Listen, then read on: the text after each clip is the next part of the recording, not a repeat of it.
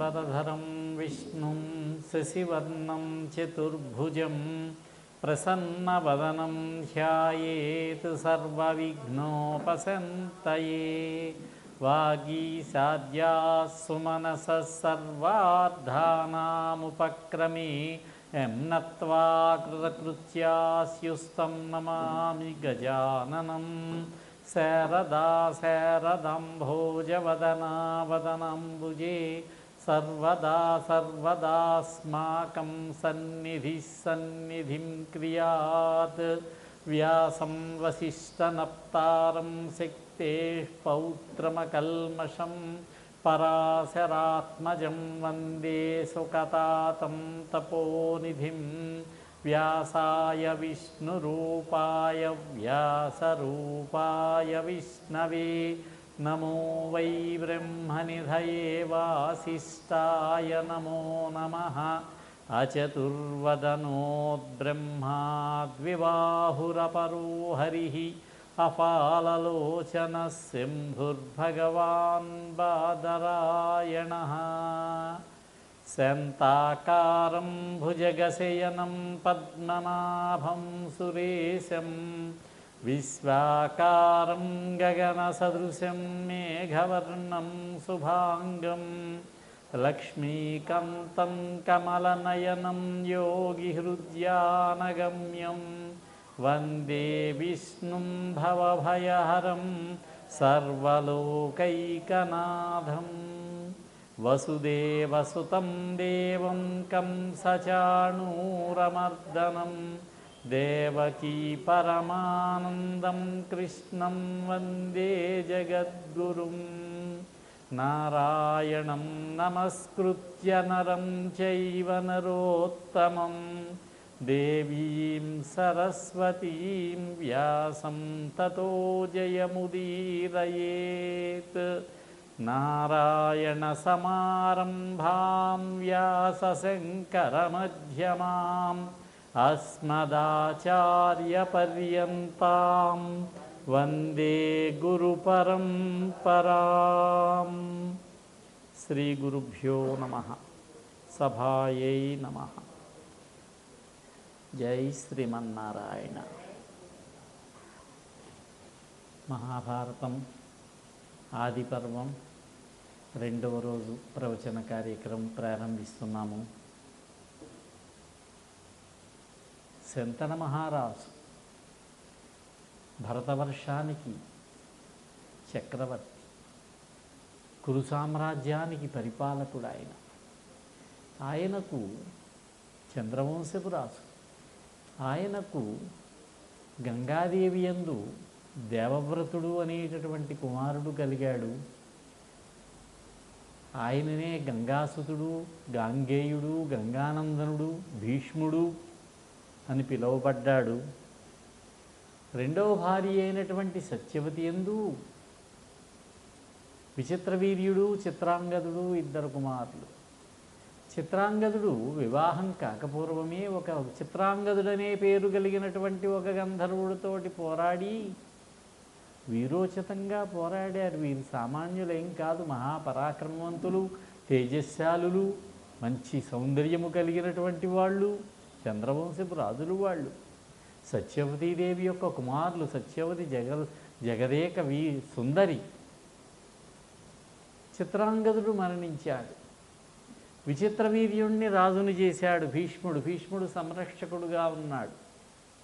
కాశీరాజు పుత్రికలైనటువంటి అంబా, అంబిక, అంబాలికలను స్వయంవరం నుంచి తీసుకువచ్చాడు. రాక్షస విధానం అన్నారు. ఎత్తుకుని అపహరించుకుని తీసుకురావడం. తన తమ్ముడైనటువంటి విచిత్రవీర్యుడి కోసం వరించి తీసుకొచ్చాడు భీష్ముడు. అప్పటికి భీష్ముడని అతనికి బిరుదు వచ్చింది. సత్యవతి వివాహానికి పూర్వమే. అంబ సాళ్వరాజును నేను వరించాను అంటే పంపించేశాడు. మళ్ళీ తిరిగి వచ్చి నువ్వు వివాహం చేసుకో అన్నది. నిరాకరించిన భీష్ముడికి పరశురాముడికి యుద్ధం, ద్వంద్వయుద్ధం. పరశురాముడు ఓడిపోయినాడు. అప్పుడు అంబ పరమేశ్వరుడి కోసం తపస్సు చేసి శరీరాన్ని విడిచిపెట్టింది. ఇక అంబిక అంబాలిక విచిత్రవీర్యునికి వివాహం జరిగింది. భార్యల యందు అనురక్తుడైనటువంటి విచిత్రవీర్యుడు 7 సంవత్సరములు పాపం ఆయన ఉన్నటువంటిది. వివాహం తరువాత రోగపీడితుడై వ్యాధిపీడితుడై శరీరాన్ని విడిచిపెట్టాడు. వంశం నిర్వంశమైంది. సంతానం లేదు, వారసులు లేరు. భీష్ముడు ఒక్కడు మిగిలాడు. ఈయనేమో బ్రహ్మచారి, శపథం చేసి బ్రహ్మచర్యం చేపట్టినటువంటి వాడు. సత్యవతి అడిగింది, నాయన నువ్వు వివాహం చేసుకో, సంతానాన్ని కను, రాజువుగా పరిపాలన చేయి. అమ్మా, నా యొక్క నియమం మీకు తెలియదా? మీ వివాహం కోసమే నేను వివాహం చేసుకోకుండా బ్రహ్మచారిగా ఉంటానని చెప్పాను, ప్రతిజ్ఞ చేశాను, భీకర ప్రతిజ్ఞ అన్నాడు. అందుచేత నా ప్రతిజ్ఞ నేను మళ్ళీ విరమించుకునేటటువంటి అవకాశమే లేదన్నాడు భీష్ముడు. పోనీ నీ తమ్ముని భార్యల యందు సంతానం కను, దేవరన్యాయం అన్నారు దీన్ని. అమ్మా, నేను కఠోర బ్రహ్మచర్యం వహిస్తున్నవాణ్ణి, నన్ను ఇబ్బంది పెట్టవద్దు. నిజం చెప్పాలంటే మాత్రాజ్ఞే, మాతృదేవి యొక్క ఆజ్ఞది. కానీ ఈయనకి విశేషమైనటువంటి వ్రతం ఉన్నది, బ్రహ్మచర్యం అనేటటువంటి వ్రతం. రెండింటికి సందిగ్ధం ఏర్పడినప్పుడు దేన్ని అనుసరించాలి? అక్కడ చాలా జాగ్రత్తగా నిర్ణయం తీసుకోగలగాలి. అయితే ఒక మాట చెబుతాను తల్లి, ఎవరైనా పండితులైన వారు, ఋషులైనటువంటి వారు, దివ్యులైనటువంటి బ్రాహ్మణుల చేత సంతానం కనవచ్చు. ధర్మశాస్త్రాలు అంగీకరిస్తాయి, ఆపద్ధర్మం అది. ఆ విధంగా నీ యొక్క 2వ కుమారుడైనటువంటి విచిత్రవీర్యుని యొక్క భార్యలందు సంతానాన్ని పొందవలసినది అన్నాడు. అప్పుడు చెప్పింది సత్యవతి, నాకు వివాహానికి పూర్వం వ్యాస మహర్షి అనుగ్రహం వల్ల వ్యాసుడు కలిగాడు. అప్పటికే జగద్విఖ్యాతుడు ఆయన. ఆ వ్యాస మహర్షి నువ్వెప్పుడు స్మరిస్తే అప్పుడు వస్తానని మాట కూడా ఇచ్చాడు నాకు. నువ్వు అంగీకరించినట్లయితే వ్యాస మహర్షిని పిలుస్తానన్నది. అయ్యో, ఎంత సంతోషం తల్లి! వ్యాస మహర్షి అనుగ్రహంతో మన వంశం ఉద్ధరించబడుతున్నదంటే ఎంత ఆనందం మనకు. తప్పకుండా పిలవమన్నాడు. వ్యాస మహర్షిని స్మరించింది ఆవిడ. వెంటనే ప్రత్యక్షమయ్యాడు వ్యాసుల వారు. ఆయన నీలమేఘశ్యాముడాయన, చక్కటి అందగాడు. శ్రీరాముడు ఎంత అందగాడో వ్యాసుల వారు అంత అందగాడు. భారతంలో నీలమేఘశ్యాములు 4 కనిపిస్తారని చెప్పుకున్నాం. ఒక ఆయన వ్యాసుడు, కృష్ణద్వైపాయనుడు. ఒక ఆయన కృష్ణుడు, ఒక ఆయన అర్జునుడు, ఒక ఆమె ద్రౌపది. 4 కూడా అదే వర్ణం. చాలా ప్రత్యేకమైనటువంటి వర్ణం ఇది. అందరూ కృష్ణలే. అర్జునుడికి కృష్ణుడని పేరున్నది, దశనామముల ఆయనకి. అర్జున ఫల్గుణ పార్థ, కిరీటీ శ్వేతవాహన, భీభత్స విజయ కృష్ణ అక్కడున్నది. సవ్యసాచి ధనంజయ. ద్రౌపదికి కూడా కృష్ణ అని పేరు. నల్లటి వర్ణం, నీలమేఘశ్యామల వర్ణం ఆవిడిది. ఆ రంగుకి ఏ రంగు చెప్పాలో తెలియక నల్లటి వర్ణం అనుకుంటున్నాం మనం. అమ్మా, ఏమిటి ఆజ్ఞ అన్నాడు వ్యాసుల వారు. నాయన, వంశం నిర్వంశం అవుతున్నది. రాజు లేడు. రాజు లేకపోవడంతో ప్రజల్లో అరాచకం ప్రబలిపోతుంది. బ్రాహ్మణులు ఉండరు. రాజు లేని చోట బ్రాహ్మణులు ఉండరు. విడిచిపెట్టి వెళ్ళిపోతారు ఆ రాజ్యాన్ని. బ్రాహ్మణులు వెళ్ళిపోతే ఇంకా అరాచకమే. అందుచేత నీ తమ్ముడైనటువంటి విచిత్రవీర్యుని భార్యలందు సంతానాన్ని కలవలసినది అన్నాడు. అలాగే చేస్తానమ్మా. అయితే నేను తపస్విని, తపోదీక్ష కలిగినటువంటి నాతో తపోదీక్ష లేనటువంటి వారు కలియడానికి అవకాశం లేదు. కాబట్టి నీ పెద్ద కోడలైనటువంటి అంబిక 1 సంవత్సర కాలం పాటు దీక్ష వహించి, తపోదీక్ష వహించి, ఆ దీక్షలో ఉన్నట్లయితే అప్పుడు ఆవిడికి అర్హత కలుగుతుంది నాతో కలియడానికి అన్నాడు. అయ్యో నాయనా, సద్యో యథా ప్రపద్యేతే దేవ్యౌ గర్భం తథా కురు అరాజకేషు రాష్ట్రేషు ప్రజానాథా వినశ్యతి. సంవత్సర కాలం విలంబం అంటే అరాచకం ఏర్పడుతుంది రాజు లేకపోతే. కాబట్టి ఇప్పుడే నువ్వు సంతానాన్ని ప్రసాదించవలసినది. ఆ పిల్లల్ని నేను పెంచుతాను, భీష్ముడు చూసుకుంటాడన్నది.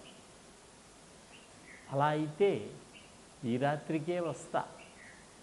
భయంకరమైనటువంటి దుర్వాసనతోటి వికారమైనటువంటి రూపంతో వస్తాను.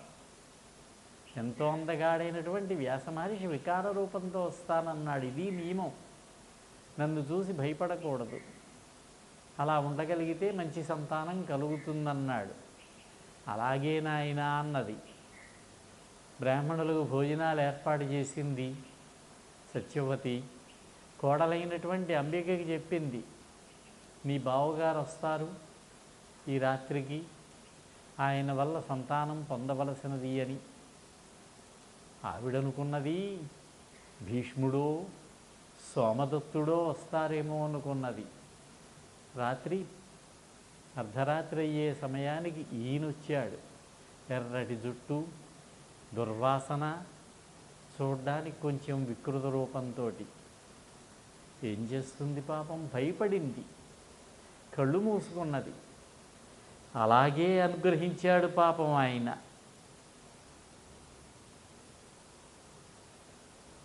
బయటకు వచ్చాడు. అడిగింది సత్యవతి, కింతు మాతు సవైగుణ్యాత్ అంధయేవ భవిష్యతి అన్నాడు. మహా బలవంతుడు పుడతాడు, బలశాలి, అందగాడు పుడతాడు, 10,000 ఏనుగుల బలం కలవాడు పుడతాడు. కానీ తల్లి యొక్క దోషం వల్ల అంధుడు పుడతాడన్నాడు. నిన్న చెప్పుకున్న అంధుడికి రాజ్యార్హత లేదు. సంస్కృత భారతంలో భీష్ముడు పాండురాజుకే పట్టాభిషేకం చేశాడు పెద్దవాడయ్యాక. మరి తెలుగులో నన్నయ్య గారు ఎందుచేతనో ధృతరాష్ట్రుడికి చేశాడన్నారు. కానీ ధర్మశాస్త్రాలు అంగీకరించవు.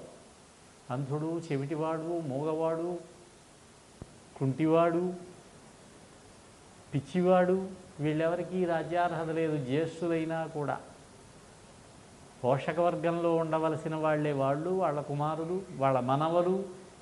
అందుచేత ధృతరాష్ట్రుడు కానీ దుర్యోధనాదులకు కానీ కౌరవులెవరికీ, కౌరవుల పిల్లలకి రాజ్యాధికారం లేదు.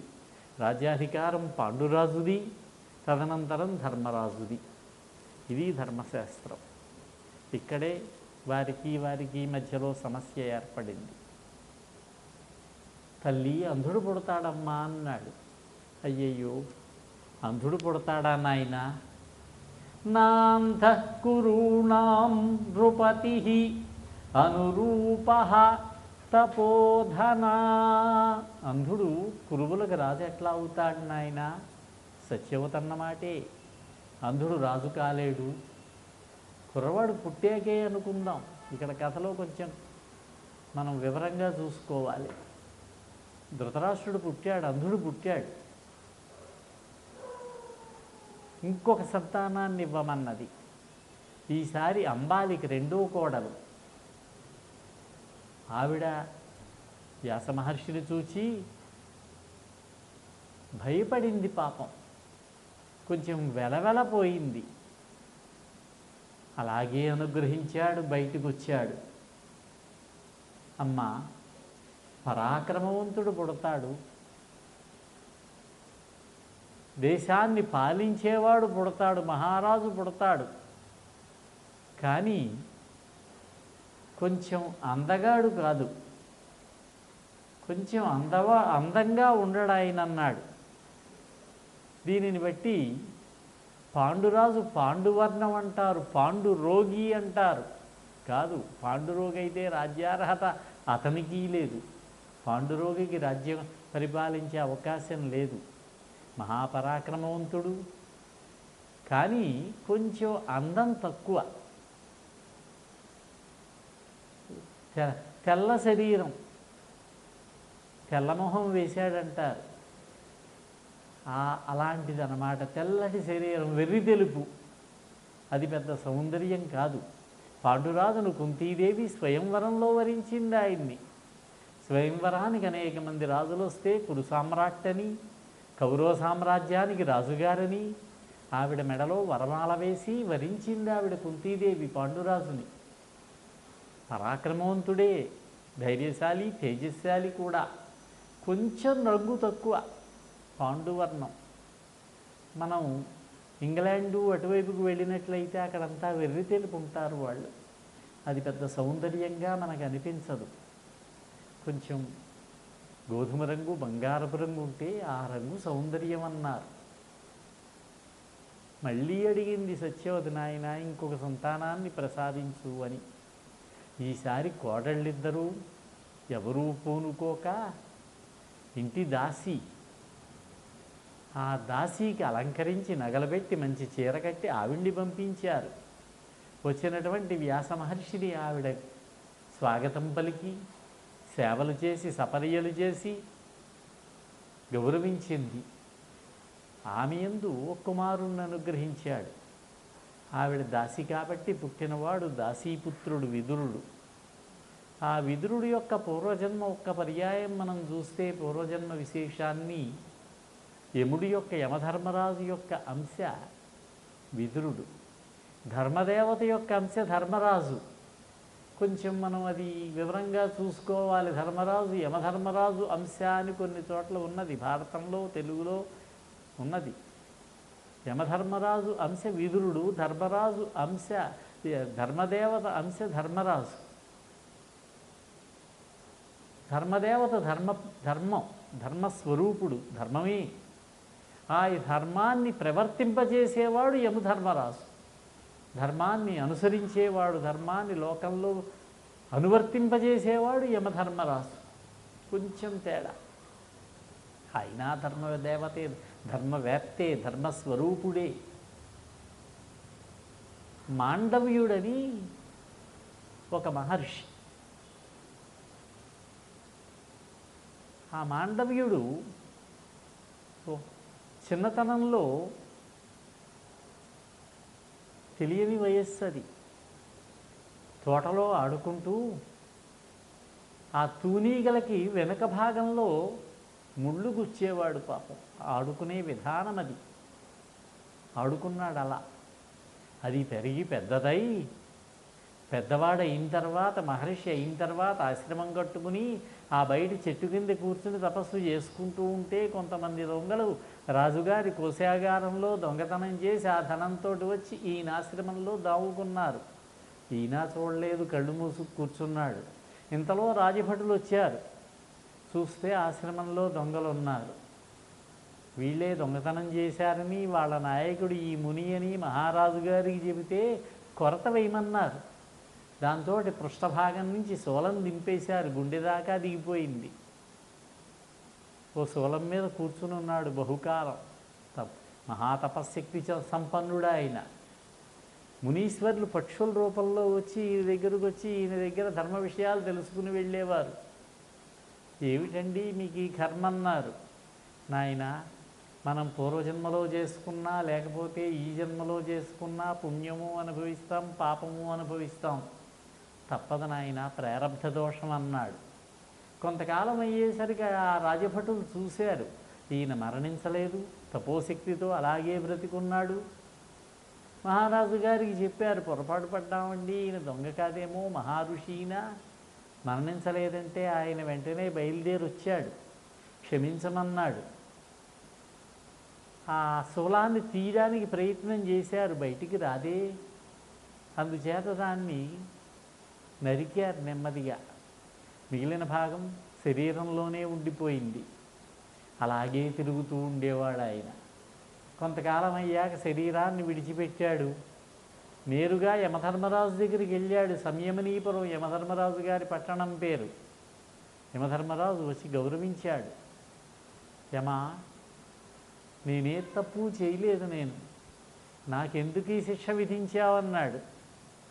మీరు చిన్నతనంలో తూనీగల పృష్ఠభాగంలో ముళ్ళు గుచ్చారయ్యా, ఆ పాప ఫలితం ఇలా అనుభవించవలసి వచ్చిందన్నాడు యముడు. అప్పుడు నా వయస్సు ఎంత? 7 సంవత్సరాలు ఉంటుందేమో. ధర్మశాస్త్రం ప్రకారం 7 సంవత్సరాల వాళ్ళు తప్పు చేసినా దోషం లేదనే విషయం నీకు తెలియదా? నేను ఇప్పుడు శాసనం చేస్తున్నాను, 12 సంవత్సరాల లోపు కనుక బాలబాలికలు ఎవరైనా ఏ తప్పు అయినా చేసినా వాళ్ళకి పాపం అంటదు. నువ్వు అన్యాయంగా నాకు శిక్ష విధించావు కాబట్టి శూద్రుడవై జన్మించన్నాడు తక్కువ కులంలో. ఎక్కడ జన్మించాలా అని గిలగిలా కొట్టుకుంటున్న యమధర్మరాజు ఈ వ్యాస మహర్షి అనుగ్రహంతో పార్షద స్త్రీ యందు దాసీ స్త్రీ, ఆవిడ కూడా విచిత్రవీర్యుడి యొక్క భార్యలలో ఒక భార్య లెక్కే. కాబట్టి విచిత్రవీర్యుడు కుమారుడుగా విదురుడుగా జన్మించాడు మహాధర్మవేత్త. యవ్వనంలోకి వచ్చారు వాళ్ళు. ఏనుగులతో పోరాటం, సింహాలతో పోరాటం. అంధుడైనటువంటి ధృతరాష్ట్రుడు కూడా. మహాబల సంపన్నులు, యోగం, యోగాధ్యయనం, ధనుర్వేదం, ధనుర్విద్య అన్నీ నేర్చుకున్నారు. పాండురాజును రాజును చేశాడు ధృతరాష్ట్రుడు. అయితే పాండురాజు మంచివాడు పాపం. అన్నగారు బాధపడతాడని అన్నగారి యందున్న గౌరవం కొద్దీ ఆయన్ని సింహాసనం మీద కూర్చోబెట్టి పాండురాజు ఆయనకి సరదా దండయాత్రలు చేయడం, జైత్రయాత్రలు చేయడం, అనేక దేశాలు జయించి కప్పాలు తీసుకుని వచ్చేవాడు. పితామహి అయినటువంటి మామ అయినటువంటి సత్యవతికి, తల్లి అయినటువంటి అంబాలికకి, తమ్ముడైనటువంటి విదురుడికి, అన్నగారైనటువంటి ధృతరాష్ట్రుడికి ఇచ్చేవాడు ఆ ధనమంతా. ఆ ధనంతో ధృతరాష్ట్రుడు 100 అశ్వమేధయాగాలు చేశాడట. ఆయనకి వేటాడడం కూడా సరదా. అడవిలోకి వెళ్ళి కొంతకాలం అక్కడ ఉండి భోజనాలన్నీ హస్తినాపురం నుంచి వస్తూ ఉండేవి. సహాయంగా సేవకులు కూడా ఉండేవారు. ధృతరాష్ట్రుడికి గాంధార్నిచ్చి వివాహం జరిపించాడు. గాంధార దేశమని, కాందహార్, ఆఫ్ఘనిస్తాన్ ఇప్పుడు అది చిన్న రాజ్యం, పర్వతరాజ్యం. హిమాలయ పర్వతాల్లో పశ్చిమ దిక్కున ఉన్నటువంటిది కాంధార్. దానికి పాలకుడు సుబలుడు. అతనికి పెద్ద అబ్బాయి శకుని, ఇంకా కుమారులు ఉన్నారు. అమ్మాయి గాంధారి. భీష్ముడు కబురు చేశాడు, మా కురువంశ యువరాజు అయినటువంటి ధృతరాష్ట్రుడికి మీ అమ్మాయినిచ్చి వివాహం చెయ్యండి అని. సంతోషించాడు సుబలుడు. ఎందుచేతనంటే ఇది పెద్ద సామ్రాజ్యం, ఇది కౌరవ సామ్రాజ్యం, అఖండ భారత సామ్రాజ్యం. అదో చిన్న సంస్థానం వంటిది. కానీ అంధుడు, అమ్మాయి ఏమనుకుంటుందో అని కొంచెం ఆలోచనలో పడ్డాడు. ఈ వార్త నెమ్మదిగా గాంధారికి తెలిసింది బంధువుల ద్వారా. తనను అంధుడికిచ్చి వివాహం చేస్తున్నారని, చేయడానికి తండ్రి నిర్ణయం చేశాడని గ్రహించినటువంటి ఆవిడ వస్త్రములు తెప్పించి, పట్టములు కుట్టించి కళ్ళకు కట్టుకున్నది ఆవిడ. ఎందుచేతనంటే నేను అంధుణ్ణి వివాహం చేసుకోబోతున్నాను. ఏదో ఒక రోజున అతని మీద నాకు కొంచెం అనాదరణ ఏర్పడవచ్చు, అంధుడని చులకన భావం కలగవచ్చు. ఆ దుర్విధి నాకు కలగగుండుగాక అని ఆవిడ అంధురాలైపోయింది. ఆవిడ తీసుకున్న ఈ నిర్ణయం ఆవిడ పాతివ్రతా ధర్మానికి బాగానే ఉపకరించింది, కానీ వంశనాశనానికి కారణమైపోయింది. కుమారులను సక్రమంగా పెంచలేనటువంటి బలహీనత ఆవిడికి ఏర్పడింది. తండ్రి అంధుడు, జాత్యంధుడు, పుట్టుకతోటే. తల్లి అంధత్వం కోరి తీసుకున్నది. ఇంకా దుర్యోధనులాంటి కుమారులు పుడతారు. పతివ్రతే పిల్లల్ని పెంచడంలో మాత్రం విఫలమైందనే చెప్పాలి. ఇంకా పాండురాజుని కుంతీదేవి స్వయంవరంలో వివాహం చేసుకున్నది. భీష్ముల వారు ఇంకొక భార్య ఉంటే మంచిదని, సంతానం పెరుగుతారు పాపం, కరువులో ఉన్నాం మనం, సంతానం లేదు. గాంధారికి ఒక వరం ఉన్నదట, పరమేశ్వరుణ్ణి సేవిస్తే నీకు 100 మంది కుమారులు కలుగుతారని వరమిచ్చాడట. అది తెలిసింది భీష్ముడికి. 100 మంది పిల్లలంటే వంశం, వాళ్ళ పిల్లలు వంశం తామరతంపరగా పెరుగుతుందని నిర్ణయించి వివాహం జరిపించాడు ధృతరాష్ట్రుడికి గాంధారితో. ఆ శకుని వచ్చాడు అమ్మాయిని తీసుకుని. వచ్చినటువంటి శకునిని గౌరవించారు భీష్మాదులు. ఇక్కడ బాగుందని ఇక్కడే ఉండిపోయాడు. చక్కని రాజవంశవని పాడొనరింప తలంచినాడు ఈ శకునిగాడు. అతని వల్లే కురుపాండవ కలహానికి బీజం పడింది. ఇక మద్రదేశపు రాజు అయినటువంటి శల్యుడు, అది పర్వత దేశమే, చిన్న దేశం. హిమాలయ పర్వతాల్లో పశ్చిమానికే ఆఫ్ఘనిస్తాన్ పక్కనే ఉన్నది మద్రదేశం. ఆ దేశపు రాజు శల్యుని యొక్క సోదరి మాద్రి చాలా సౌందర్యవతి. ఆ అమ్మాయినిచ్చి వివాహం చేస్తే బాగుంటుంది పాండురాజు కని భీష్ముడే బయలుదేరి వెళ్ళాడు. భీష్ముడిని గౌరవించాడు, ఆదరించాడు. మీరు వచ్చిన పని ఏమిటంటే చెప్పాడు ఈయన, మీ చెల్లెల్ని మా అబ్బాయి పాండురాజుకి ఇచ్చి వివాహం జరిపించవలసింది అని. చాలా సంతోషం. మీ వంటి కౌరవ సామ్రాజ్యం వారితోటి వియ్యమందడం అంటే మాకు అంతకంటే ఏం కావాలి? కానీ మాకు ఒక సాంప్రదాయం ఉన్నది. ఎవరి దగ్గరైనా ధనం తీసుకుంటాం, ఎదురు కట్నం అన్నమాట, కన్యాశుల్కంలాగా. అది మాకు ఉన్నటువంటి ఆచారం. మీరు దానికి అంగీకరించి మాకు బహుమతులు ఇచ్చినట్లయితే మా అమ్మాయిని ఇచ్చి పెళ్లి చేస్తామన్నాడు. దానిదేముంది నాయన, బ్రహ్మ నిర్ణయించినటువంటి విధి ఇది, నిర్ణయం. మీ పూర్వీకులంతా ఆచరించింది తప్పకుండానని ఏనుగులు, గుర్రాలు, రథాలు, ధనం అశేషంగా వీళ్ళకి లోటేముంది కురు సామ్రాజ్యంలో ఇచ్చి మాదిరిని తీసుకొచ్చి పాండురాజుకి వివాహం జరిపించారు. ఇద్దరు భార్యలు ఆయనకి. ఈ కుంతీదేవి వృత్తాంతం మనం ఒకసారి చూసినట్లయితే, కుంతీదేవి సూరసేనుడని యదువంశపు రాజు అయిన సూరసేనుడు మహారాజు గారు, కృష్ణుడికి తాతగారు, వసుదేవుడికి తండ్రి. ఆ సూరసేన మహారాజు గారి పెద్దమ్మాయే కుంతి. ఆయనకి మేనత్త కొడుకున్నాడు కుంతిభోజుడని. కుంతిభోజుడు మేనత్త కొడుకు, ఇద్దరూ స్నేహితులు. ఒక నిర్ణయం తీసుకున్నారు, ఇద్దరిలో ఎవరికి ముందు సంతానం కలిగితే వాళ్ళని రెండో వాళ్ళకి సంతానం లేకపోయినట్లయితే వాళ్ళకి ఇవ్వాలి, దత్తత ఇవ్వాలని. సూరసేన మహారాజు గారికి ముందు అమ్మాయి పుట్టింది, పృథ అమ్మాయి పేరు. కుంతిభోజుడికి సంతానం లేదు కనుక కుంతిభోజుడికి ఇచ్చి వివాహం చేశాడు. క్షమించండి, కుంతిభోజుడికి పెంచుకుందికి ఇచ్చాడు. ఇక్కడ పెరుగుతూ ఉన్నది ఆ అమ్మాయి. తర్వాత ఆయనకి ఇంకా సంతానం కలిగింది, 10 మంది కుమారులు. వసుదేవుడు, సిని అని ఒక అబ్బాయి, అలాగే ఇంకా 4 ఆడపిల్లలు కుంతి కాక. కుంతిభోజుడు పెంచాడు కాబట్టి కుంతి అని పిలువబడింది. 12 ఏళ్ళు 13 ఏళ్ల వయస్సు ఉంటుందేమో, దూర్వాస మహర్షి వచ్చాడు. దూర్వాసుడంటే చాలా విశేషమైనటువంటి చరిత్ర కలిగినటువంటి వాడు. పరమశివుడి యొక్క అవతారమే, అంశయే దూర్వాసుడు. అత్రి మహర్షి భార్య అనసూయ మహాపతివ్రత ఆవిడ. ఎంతటి పతివ్రత అంటే లోకాలన్నీ భయపడుతున్నాయి ఆవిడికి, ఆవిడ పాతివ్రత్యానికి. సూర్యుడు ఎక్కువ తేజస్సుతో ప్రకాశించడానికి భయపడుతున్నాడు, ఎక్కడ శపిస్తుందో అని. అగ్ని పెద్దగా మండడానికి భయపడుతున్నాడు. ఫిర్యాదులు అందాయి త్రిమూర్తులకి. ఆవిడ యొక్క పాతివ్రత్యాన్ని తగ్గించాలి, మేము తట్టుకోలేకపోతున్నాం.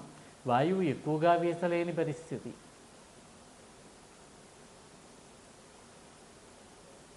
సుమతి అని ఒక పతివ్రత, ఆవిడ పతివ్రతే. ఆవిడ భర్త కుష్ఠురోగి పాపం.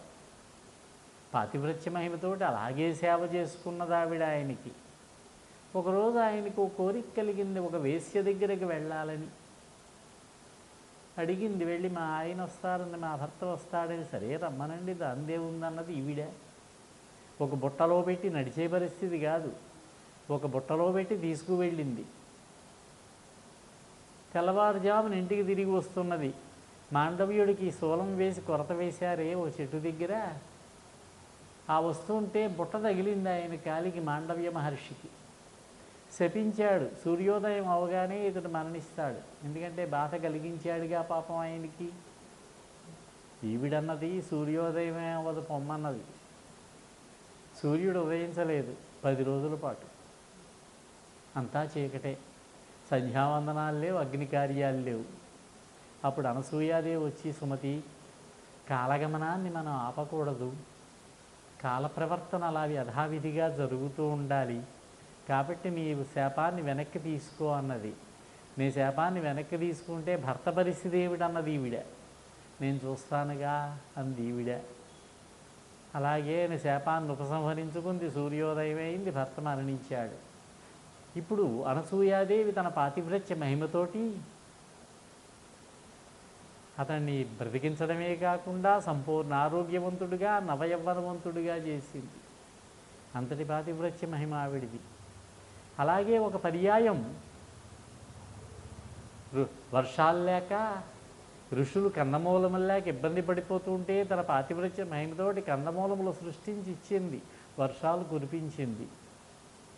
ఒక పర్యాయం నారదుడు బయలుదేరి వచ్చాడు, వైకుంఠానికి వెళ్ళాడు లక్ష్మీదేవి దగ్గరికి. అమ్మాయి, ఈరోజు ఏకాదశి, ఈ ఇనప ముక్కలు కాస్త ఉడికించిస్తే, గుగ్గిళ్ళు చేసిస్తే పలహారం చేస్తానన్నాడు. ఏం నారదా, నీకేమైనా పిచ్చి పట్టిందా? ఇనప ముక్కలు ఎవరైనా ఉడికిస్తారా అన్నదేం చేత కాదా అన్నాడు. ఏం చెబుతుంది ఆవిడ? భూలోకంలో ఒక పతివ్రత ఉన్నదిలే, అక్కడికి వెడతానులే అన్నాడు. అలాగే సత్యలోకానికి వెళ్ళాడు సరస్వతీదేవి. అలాగే కైలాసానికి వెళ్ళాడు పార్వతీదేవి, ఎవరి వల్ల కాలేదు. అనసూయాదేవి దగ్గరకు వచ్చాడు. ఇదెంత పని నాయన, ఇలా ఇయ్యని చెప్పి ఉడికించి ఇచ్చింది ఆవిడ. అలా కలహ భోజనుని ఫలాహారమునకు ఇనప గుగ్గిళ్ళు వండి వడ్డించినావు, అమ్మా నీ చేతి తాలింపు కమ్మదనము లోకలో భరతదేశాన గుమగుమ భరతదేశాన గుమగుమ పరిమళించే అంటాడు కవి కరుణశ్రీ గారి జంధ్యాల పాపయ్య శాస్త్రి గారు. ఈ నారదుడు మళ్ళీ ఈ గుగ్గిళ్ళు తింటూ మళ్ళీ 3 లోకాలకి వెళ్ళాడు. చూసి అసూయ కలిగింది వాళ్ళకి. ఎవరో అనసూయట, పతివ్రతట, ఆవిడ పాతివ్రత్యం తగ్గించాలని భర్తలకి ఫిర్యాదు చేశారు. అప్పుడు 3 బయలుదేరి వచ్చారు యతి రూపాల్లో, కాషాయ వస్త్రాలు ధరించి. భర్త లేడు, అత్రి మహర్షి తపస్సు చేసుకుందుకు వెళ్ళాడు. వెళ్ళేటప్పుడు చెప్పాడు, ఎవరైనా అతిథులు వస్తే వారిని గౌరవించి సత్కరించి ఆతిథ్యం ఇవ్వాలి, నా శిష్యులైన వారు ఇక్కడ యజ్ఞం నిర్విఘ్నంగా జరిపించాలి, రోజు జరగవలసిన హోమ కార్యక్రమాలు. ఈవిడ వారికి భోజనాలు తయారు చేసి సిద్ధం చేసింది. 3 కూర్చున్నారు. ఔపోసన వడ్డించాలి. ఒక నియమం పెట్టారు, నీవు నగ్నంగా వచ్చి వడ్డిస్తే మేము తింటామని. అనసూయంతటి పతివ్రతని, అత్రి మహర్షి వారి భార్యని, వారి యొక్క పతిసేవే నిత్యకృత్యంగా భావించేదాన్ని నన్ను ఇలా అడుగుతారా? వీరెవరో సామాన్యులు కారు, దేవతామూర్తులు అవుతారు. నేనే కనుక పతివ్రతనైనట్టయితే వాళ్ళు నాకు పిల్లలే అయిపోతారు, చిన్నపిల్లలే అయిపోతారు పొమ్మన్నది. బట్టలు విప్పొచ్చింది ఆవిడ. 3 కూడా 10 రోజులు 15 రోజులు పిల్లవాళ్ళు అయిపోయారు. కేరమంటున్నారు. గర్భము లేదు, ఆవిడికి జన్మించిన వాళ్ళు కాదు వాళ్ళు. గర్భము లేదు, కష్టపడి కన్నది లేదు, ఇక బారసాల సందర్భము లేదు. అహో పురిటి స్నానములున్నడి కట్లు లేవు. బారసాల బాలింత స్త్రీలు కట్టుకుంటారు నడుము చుట్టూ వస్త్రం. నడికట్లు లేవు. ఏ స్వర్భువనాల నుండి దిగి వచ్చిరో ఈ ప్రణయంక పీఠికి ఈ అర్భకులు. అంతులేని జననంతర పుణ్యతపఫలంబులై ఆదియు అంతమేయరుగనట్టి మహామహితత్ములకు ఉగ్గు పెట్టి ఆది మధ్య అంతం ఉందా వారికి త్రిమూర్తులకి? బాలురైతే వారికి ఉగ్గు పెట్టి వడియందిడి జోలలు పాడు పెద్ద ముత్తైదువా ధన్యురాలవు కదమ్మా తదుజ్వల కీర్తికానాదము మ్రోగె స్వర్గ భువనంబుల దైవత మౌని వీణపై. ఈ నారదుడు ఊరుకోలేదు, మళ్ళీ వెళ్ళాడు 3 లోకాలకి. అమ్మా నీ వారున్నారా అన్నాడు. బయటికి వెళ్ళారు, వస్తారు కూర్చోమంద లక్ష్మీదేవి. ఇంకేమొస్తారులే, అనేక అవతారాలు ధరించి అలసిపోయిన నీ భర్త అనసూయాదేవి దగ్గర పాలు తాగి విశ్రాంతి తీసుకుంటున్నాడమ్మా అన్నాడు. సరస్వతీదేవికి అలాగే చెప్పాడు, సృష్టి చేసి అలసినటువంటి నీ భర్త అయినటువంటి బ్రహ్మదేవుడు అక్కడ ఆడుకుంటున్నాడమ్మా హాయిగా అన్నాడు. 3 ఉయ్యాల కట్టింది ఈవిడ, ఉయ్యాలల్లో ఊపుతూ ఉన్నది. పార్వతీదేవిని లయ కార్యక్రమం చేసినటువంటి నీ భర్త పరమేశ్వరుడు, అలసినటువంటి శివుడు ఆవిడ దగ్గర విశ్రాంతిగా ఉన్నాడమ్మా అన్నాడు. నారదా చూపించవా అన్నారు. వచ్చి ఈ కుటీరం దగ్గరకు వచ్చి మీరు లోపల ఉన్నారు వెళ్ళి చూడండి అని బయట గట్టు మీద వీధి గట్టు మీద కూర్చొని వీణ వాయించుకుంటున్నట్ట. లోపలికి వచ్చి ఆ అనసూయాదేవితోటి కొంగులు పట్టి మా పసుపు కుంకుమతో పతిభిక్ష పెట్టి మా మంగళసూత్రముల్ నిలుపు మంచు సరస్వతీ సర్వమంగళ మంగళ దేవతల్ ప్రణయమస్తకలై పడియుండినారు నీ ముంగిటి యందు నారదుని మోమున నవ్వులు నాట్యమాడగన్. నవ్వుకుంటున్నాడు ఆయన కూర్చుని. అందులో బ్రహ్మదేవుడే చంద్రుడుగా, విష్ణుమూర్తే దత్తాత్రేయుడుగా, పరమేశ్వరుడే దుర్వాసుడుగా, కొంతమంది దుర్వాసుడు అన్నారు. దూర్వాసుడు ఎలా అయినా ఒకటే, మన ఇష్టం. ఆవిర్భవించారు. మళ్ళీ 3 రూపాలు ఒక రూపమై దత్తాత్రేయ స్వామి కలియుగం ఉన్నంత వరకు ఉంటాడట ఆయన. ఇటువంటి ఆధ్యాత్మిక కార్యక్రమాలు జరుగుతూ ఉంటే వచ్చి కూర్చుంటాడట. ఎలా వస్తాడో తెలియదు, ఏ రూపంలో వస్తాడో ఆయన. మహాజ్ఞాని. ఆ దూర్వాసుడు ఒక ప్రత్యేకమైనటువంటి కొన్ని కార్యక్రమాల కోసం వచ్చాడు ఆయన. ఆయన చేసినటువంటి కార్యక్రమాలు 1-2 మనకి భారతంలో లభిస్తాయి. ఆయన వచ్చాడు కుంతిభోజుడి దగ్గరికి. నీ దగ్గర 4 మాసాలు ఉంటానన్నాడు, చాతుర్మాస్య దీక్ష. ఎంత మాట స్వామి, తప్పకుండా ఉండవలసినది అని ఉద్యానవనంలో ఉన్నటువంటి ఈ కుంతి విహరించేటటువంటి గృహాన్ని విడిదిగా ఇచ్చి మహాకోపిష్ట ఆయన. చాలా జాగ్రత్తగా ఉండాలి ఆయన దగ్గర. ఈ అమ్మాయిని నియోగించాడు కుంతిభోజ మహారాజు. చాలా చక్కగా సేవ చేసింది పాపం, అతి భక్తితో. అఘోరాలను ఉంటారు, మీరు చూసే ఉంటారు. కాశీ ప్రాంతంలో, ఉత్తర భారతదేశంలో మనకు కనిపిస్తారు. శుచి శుభ్రం ఉండదు, ఒంటి నిండా విభూతి, పెద్ద పెద్ద జడలు. అలాంటి వాడనమాట మహాశివభక్తుడు ఆయన దూర్వాసుడంటే. అర్ధరాత్రి 1 గంటకి లేచి అన్నం కావాలి, ఆకలేస్తోందనేవాడు. ఇప్పుడే తయారు చేస్తాను స్వామి అని తయారు చేసేది. ఇప్పుడేం తింటామనేవాడు. అలాగే భోజనం చేసేటప్పుడు గదంతా చిమ్మేసేవాడు పాపం. చాలా శ్రద్ధగా సేవ చేసింది ఆయనకి. ఇల్లంతా శుభ్రం చేసుకునేది. 4 నెలలు ఉన్నాడు. ఇంకా బయలుదేరి వెళ్ళేటప్పుడు అమ్మాయి ఇలా రావే, చాలా చక్కగా సేవ చేశావు, నాకు చాలా సంతోషించాను. ప్రీతోస్మి శుభగే తవా, నీ పట్ల సంతుష్టున్నయ్యాను. నీకేం వరం కావాలో కోరుకో అన్నది. కోరుకో అన్నాడు దూర్వాసుడు.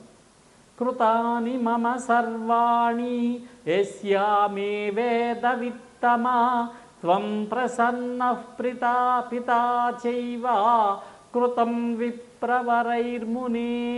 మహర్షి, వేదవిధుడైనటువంటి నువ్వు మా తండ్రి సంతోషించారు నేను చేసినటువంటి సేవకి.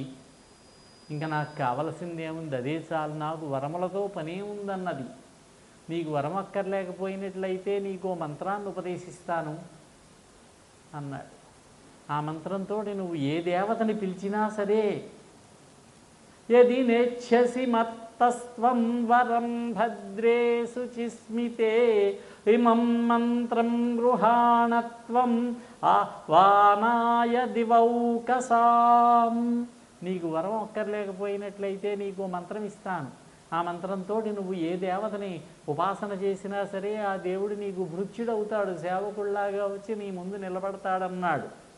తస్య తస్య ప్రసాదేన పుత్రస్తవ భవిష్యతి.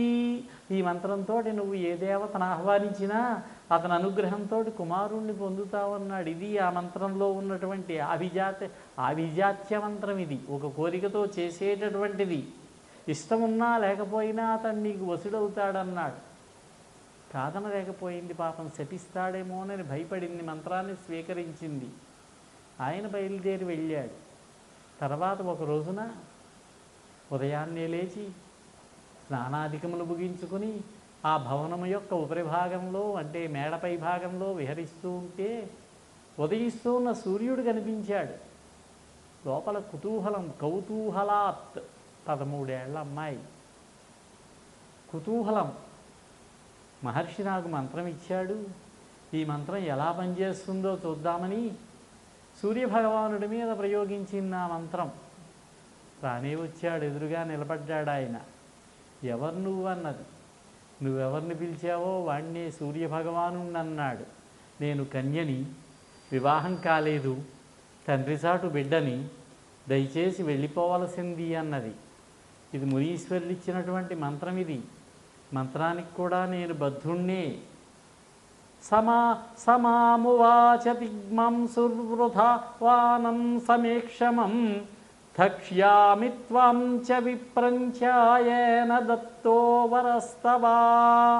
వ్యర్థంగా నన్ను ఆహ్వానించడం తగదు. నువ్వు కనుక అంగీకరించకపోయినట్లయితే నిన్ను నీకు వరమిచ్చిన ఆ మహర్షిని కూడా దగ్ధం చేసేస్తానన్నాడు. అంతటి ప్రభావవంతమైనటువంటిది ఆ మంత్రం. నేను కన్యను అన్నది. నీ కన్యాత్వానికి ఏమీ భంగం కలగదన్నాడు, వరమిస్తున్నానన్నాడు. అప్పుడు సూర్యభగవానుని యందు ఆయన అనుగ్రహాన్ని పొంది ఒక కుమారుణ్ణి కన్నది. అతడే కర్ణుడు. వివాహానికి పూర్వం పుట్టాడు కాబట్టి, కన్యగా ఉన్న అమ్మాయికి పుట్టాడు కాబట్టి కానీనుడు అన్నారు. ఆ కాలంలో ధర్మశాస్త్రాలు అంగీకరించిందే చెప్పుకున్నాం. వివాహానికి పూర్వం గర్భవతి అయి వివాహమయ్యాక సంతానాన్ని పొందితే సహోడుడు అంటారు. వీళ్ళిద్దరూ ధర్మశాస్త్రరీత్యా ఆవిడికి ఎవరు భర్త అవుతారో అతనికి వారసులే, అతని కుమారుల కిందే లెక్క. ధర్మశాస్త్రం ఒప్పుకున్నది. కానీ అన్నిటికంటే గొప్పది తన యొక్క ధర్మపత్ని యందు సంతానాన్ని కనడం. ఔరస సంతానం అంటారు. అది అతడు దొరక్కపోతే ఇంకొక రకంగా ఈ విధంగా. అయితే భయపడ్డది పాపం. తన గర్భాన్ని ఎవరికీ తెలియనివ్వకుండా దాసీల సహాయంతో దాచిపెట్టుకుని 10వ మాసం వచ్చిన తర్వాత కుమారుణ్ణి కన్నది. మామూలు పద్ధతిలోనే. భాగవతంలో చెప్పారు, కర్ణుణ్ణి సద్యోగర్భం అన్నారు, అప్పటికప్పుడు పుట్టాడని. భాగవతం ప్రధానం కాదు ఇక్కడ. మనకి భారత కథకి కర్ణుడి కథకి మహాభారతమే ప్రధానం, బహిరంగం. భాగవతం అంతరంగం. కాబట్టి మనకి భారతం ఏం చెప్పిందో చూడాలి. ఆది పర్వంలో కర్ణుడి అనుగ్రహం వల్ల క్షమించండి ఇవాళ తప్పులు పడుతున్నాయి. సూర్యుడి అనుగ్రహం వల్ల కర్ణుణ్ణి కన్నది అని చెప్పి సూక్ష్మంగా చెప్పి, అరణ్య పర్వంలో పాండవుల అరణ్యానికి వెళ్ళిన తర్వాత విదురుడింటిలో ఉన్నటువంటి కుంతీదేవి దగ్గరికి వ్యాసుల వారు వచ్చినప్పుడు ఆయన దగ్గర బాధపడి చెప్పుకున్నది. 10 నెలలు మోసి కన్నానని అక్కడ చెప్పింది. భారత కథ మనకి ప్రధానం కర్ణుడి జననానికి. ఈ కర్ణుణ్ణి ఒక పెట్టిలో పెట్టి సూర్యుడే చెప్పాడట, ఆయన అనుగ్రహంతో, ఆయన యొక్క ఆదేశంతో పెట్టిలో పెట్టి అశ్వనదిలో విడిచిపెట్టిందన్నారు.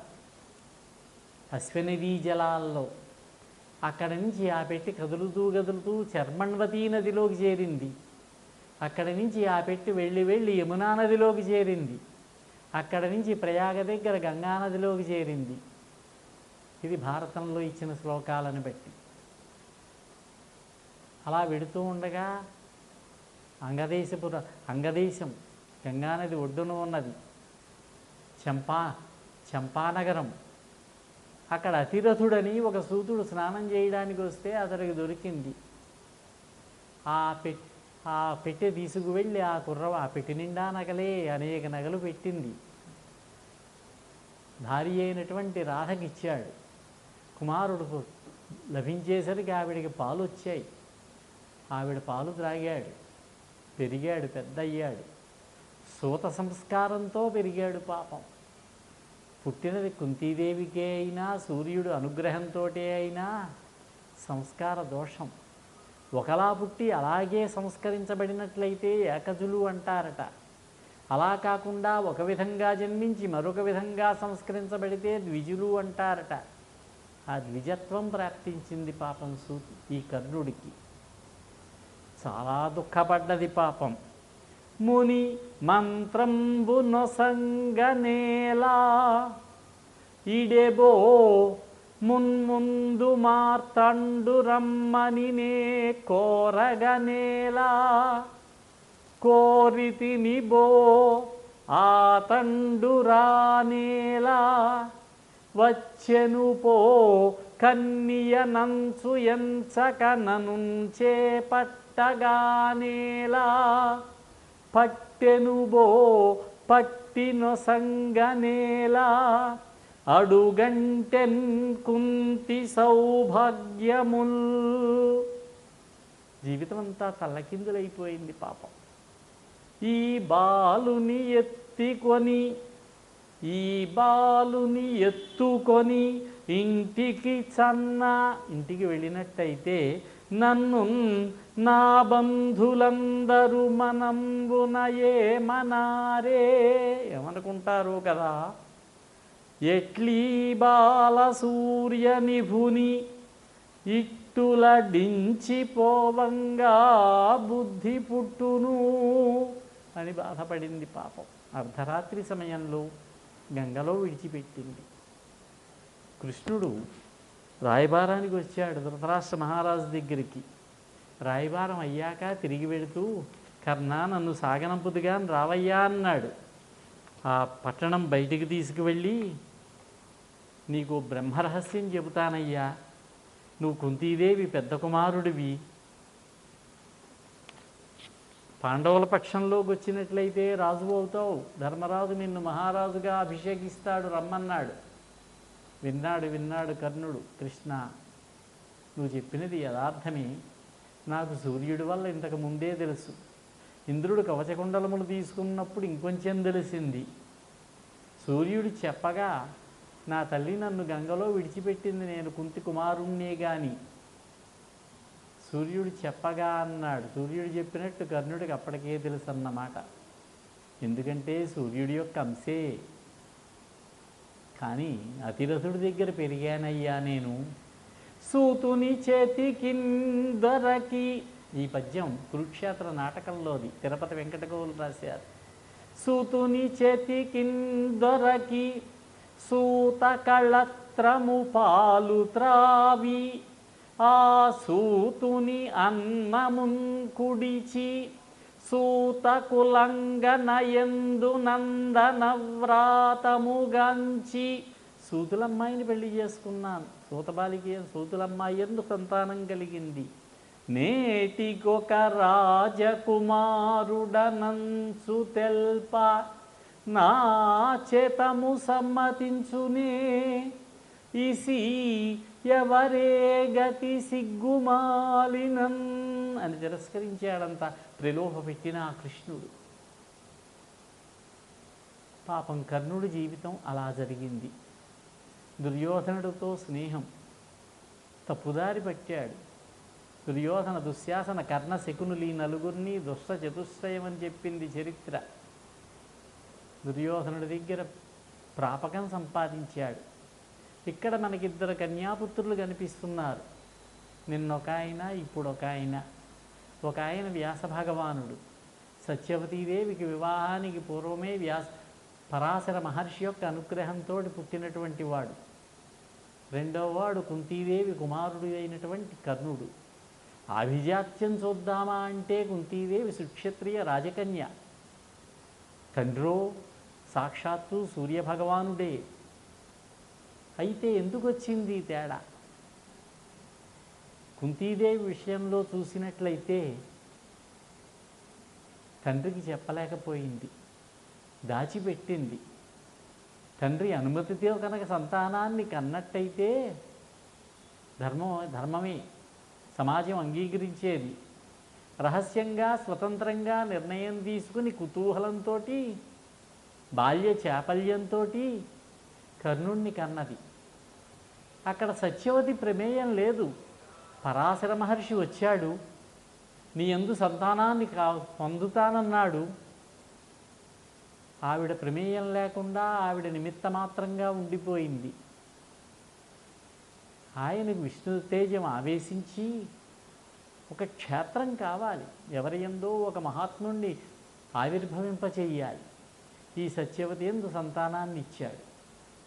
అదేవిధంగా సత్యవతి భీష్ముడి దగ్గర చెప్పింది, వివాహానికి పూర్వం నా కుమారుడు కలిగాడు పరాశర మహర్షి వల్ల అని. కుంతీదేవి పాపం చెప్పుకోలేక, ఎవరి దగ్గర చెప్పలేక, ఒక్క వ్యాసుల వారికి మాత్రం చెప్పుకున్నది.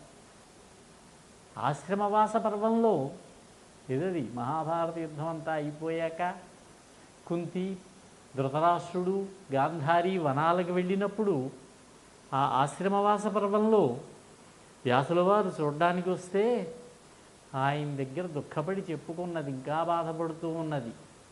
ఎందుకమ్మా? అపరాధశ్చ తే నాస్తి కన్యాభావం గత యసి దేవాశ్చైశ్వర్యవంతో హి శరీరాణాపి సంతి వై. ఇందులో నీ తప్పేమీ లేదు. నువ్వు చిన్నపిల్లవప్పుడు దేవతలు ప్రభుత్వం కలవారు, అధికారం కలిగిన వాళ్ళు దేహములను ఆవేశిస్తారు. సంతి దేవనికాయాశ్చ, నిన్నొచ్చింది ఈ మాట, సంతి దేవనికాయాశ్చ సంకల్పాత్ జనయంతి ఏ వాచా దృష్ట్యా తథా స్పర్శ సంఘర్షణ ఇది పంచధా. కొందరు దేవతలు ఉంటారు, వాళ్ళు సంకల్పం చేత అలా సంకల్పిస్తే చాలు. పరాశర మహర్షి యొక్క సంకల్పం ఇది. ఆ సంకల్పంతో వ్యాస భగవానుడు ఆవిర్భవించాడు. అలాగే మాట చేత నీకు అబ్బాయి పుడతాడంటే చాలు సంతానం కలుగుతుంది. అంత శక్తి సంపన్నులు వాళ్ళు. దృష్టితో ఒక చూపుతో చూస్తే చాలు. నాలుగవది స్పర్శ, స్పృశిస్తే చాలు. ఐదవది సంఘర్షణ, మానవుల్లో ఉన్నటువంటి విధానం. ఈ విధంగా సంతానాన్ని పొందుతారు వాళ్ళు. మనుష్య ధర్మం దైవధర్మంతో చెడదు కుంతి, ఇది తెలుసుకో, నీ దిగులు తీరిపోతుంది. బలవంతులకు ఏదైనా పద్యమే, ఏదైనా పరిశుద్ధమే, ఏదైనా ధర్మమే. సర్వము బలవంతుల స్వాధీనంలోనే ఉంటుంది. కుర్రవాడు మరణించాడు, కుమారుడు మరణించాడని దుఃఖపడతావెందుకు? సూర్యుడే నీ కుమారుడుగా వచ్చాడు. ఉదయాన్నే సూర్యుడిని చూడు, అందులోనే నీ కుమారుడు ఉంటాడు అని వ్యాస మహర్షి ఆశ్రమవాస పర్వంలో కుంతీదేవిని ఓదార్చారు. తర్వాత కొంతకాలానికి ఈ కర్ణుడు జననం అయిన తర్వాత స్వయంవరం ప్రకటించాడు కుంతిభోజ మహారాజు గారు. పాండురాజును వరించింది. ఈ పాండురాజు గారికి ఎప్పుడూ వేటంటే ఇష్టం. హిమవత్పర్వతం మీదకి వెళ్ళి వేటాడుతూ ఉండేవాడు. ఇద్దరు భార్యలతోటి కూడా వెళ్ళి విహరిస్తూ ఉండేవాడు. ఒక పర్యాయం వేటకు వెళ్ళినప్పుడు కిందముడు అని ఒక మహర్షి, తపోదీక్ష కలిగిన వాడు ఆయన. కొంచెం సిగ్గుపడ్డాడు పాపం, భార్యతో వినోదించడానికి. తాపసిని నేను, తపోదీక్షలో ఉన్నవాడినని, ఆయనకు ఉన్నటువంటి తపశ్శక్తిని బట్టి లేళ్లుగా మారారు, లేడి రూపం పొందారు భార్యాభర్తలిద్దరూ.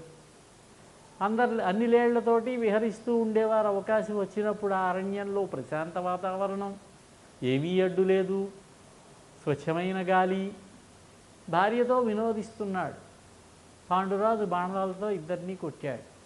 భార్య వెంటనే మరణించింది. కిందముడు బాధపడుతూ, ఏమయ్యా కురువంశరాజు నువ్వు, ముని రూపాన్ని పొందాడు మళ్ళీ. కురువంశరాజువి, హస్తినాపుర సామ్రాజ్యాన్ని పరిపాలిస్తున్నవాడివి. ఋషీశ్వరులంత తొందరగా శాపం ఇచ్చేయరండి, ఏదో దొరకగానే వెంటనే శాపం పెట్టేయరు. ముందు అడుగుతారు, వాళ్ళు ఎందుకు చేశావి ఈ పని అంటారు. ఇలా కొట్టడం ధర్మమా అన్నాడు. ఈయనేదో పొరపాటు అయిపోయింది అనొచ్చుగా.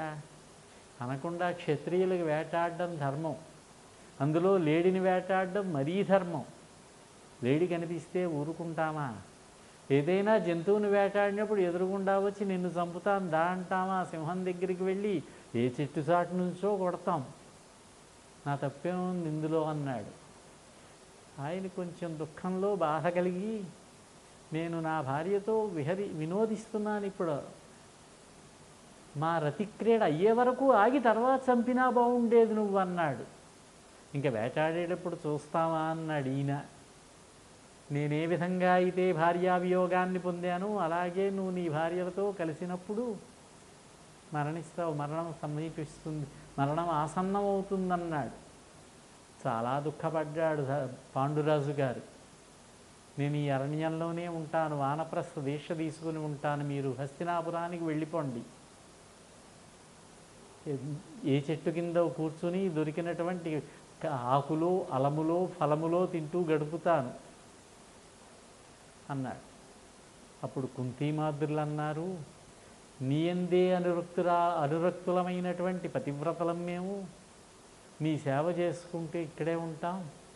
నువ్వు వానప్రస్థాశ్రమంలో ఉంటే మేము అలాగే ఉంటాం తపోదీక్షలో. అంటే సన్యాసం లాంటిది అన్నమాట. నువ్వు కనుక అంగీకరించకపోతే నీ ఎదుటే ప్రాణాలు విడిచిపెడతామన్నారు. సరే కానివ్వండి అన్నాడు. ఆ వారి దగ్గర ఉన్నటువంటి సంపదలు, బంగారం, నగలు అన్నీ హస్తినాపురానికి పంపేశాడు. సేవకులకు ఇవ్వగలిసిన బహుమతులు ఇచ్చాడు. పాండురాజు సన్యాసి అయి తపోదీక్షలో ఉన్నాడని చెప్పమన్నాడు. ధృతరాష్ట్రుడు కొంచెం బాధపడ్డాడు. కొంతకాలం గడిచింది, బహుకాలం ఉన్నారు అలాగా. ఒక అమావాస్య నాడు ఋషీశ్వరులంతా కూడా సత్యలోకానికి వెడుతున్నారు. హిమవత్ పర్వతం మించి మంచు కొండల్లో. ఈయన వెళ్ళబోయాడు భార్యలను తీసుకుని. నాయన, ఇది చాలా కష్టమైనటువంటి మార్గం, ఇది ఎక్కడికి వెడుతున్నారన్నాడు.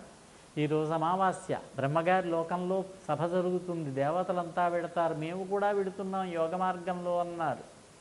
ఈయన బయలుదేరాడు. నాయన, ఆడపిల్లల్ని కష్టపెట్టక, అమ్మాయిలని, చాలా కష్టమైనటువంటి మార్గం ఇది. ఇక్కడ మంచు ఎడారుల్లో గుహలు ఉంటాయి, అక్కడికి పక్షులు కూడా దూరలేవు, రావద్దు, ఆగిపో అన్నాడు. అప్పుడు గుర్తొచ్చింది, నీకు అవును కదూ, నిజమే కదూ, సంతానం లేదు నాకు. సంతానం లేని వాడికి స్వర్గలోకంలో చోటే ఉండదు, స్వర్గలోకానికి ప్రవేశించలేడు అని బాధపడ్డాడు పాపం. సంతానాన్ని పొందాలి, ముఖ్యంగా కుమారుణ్ణి. నేను 3 రుణాలు తీర్చుకోగలిగాను, 4వ రుణం తీర్చుకోలేకపోయాను. పుట్టినటువంటి ప్రతివాడికి 4 రుణములు ఉంటాయిట, ముఖ్యంగా యజ్ఞయాగాదులు చేసుకునే ఆ వర్గం వారికి.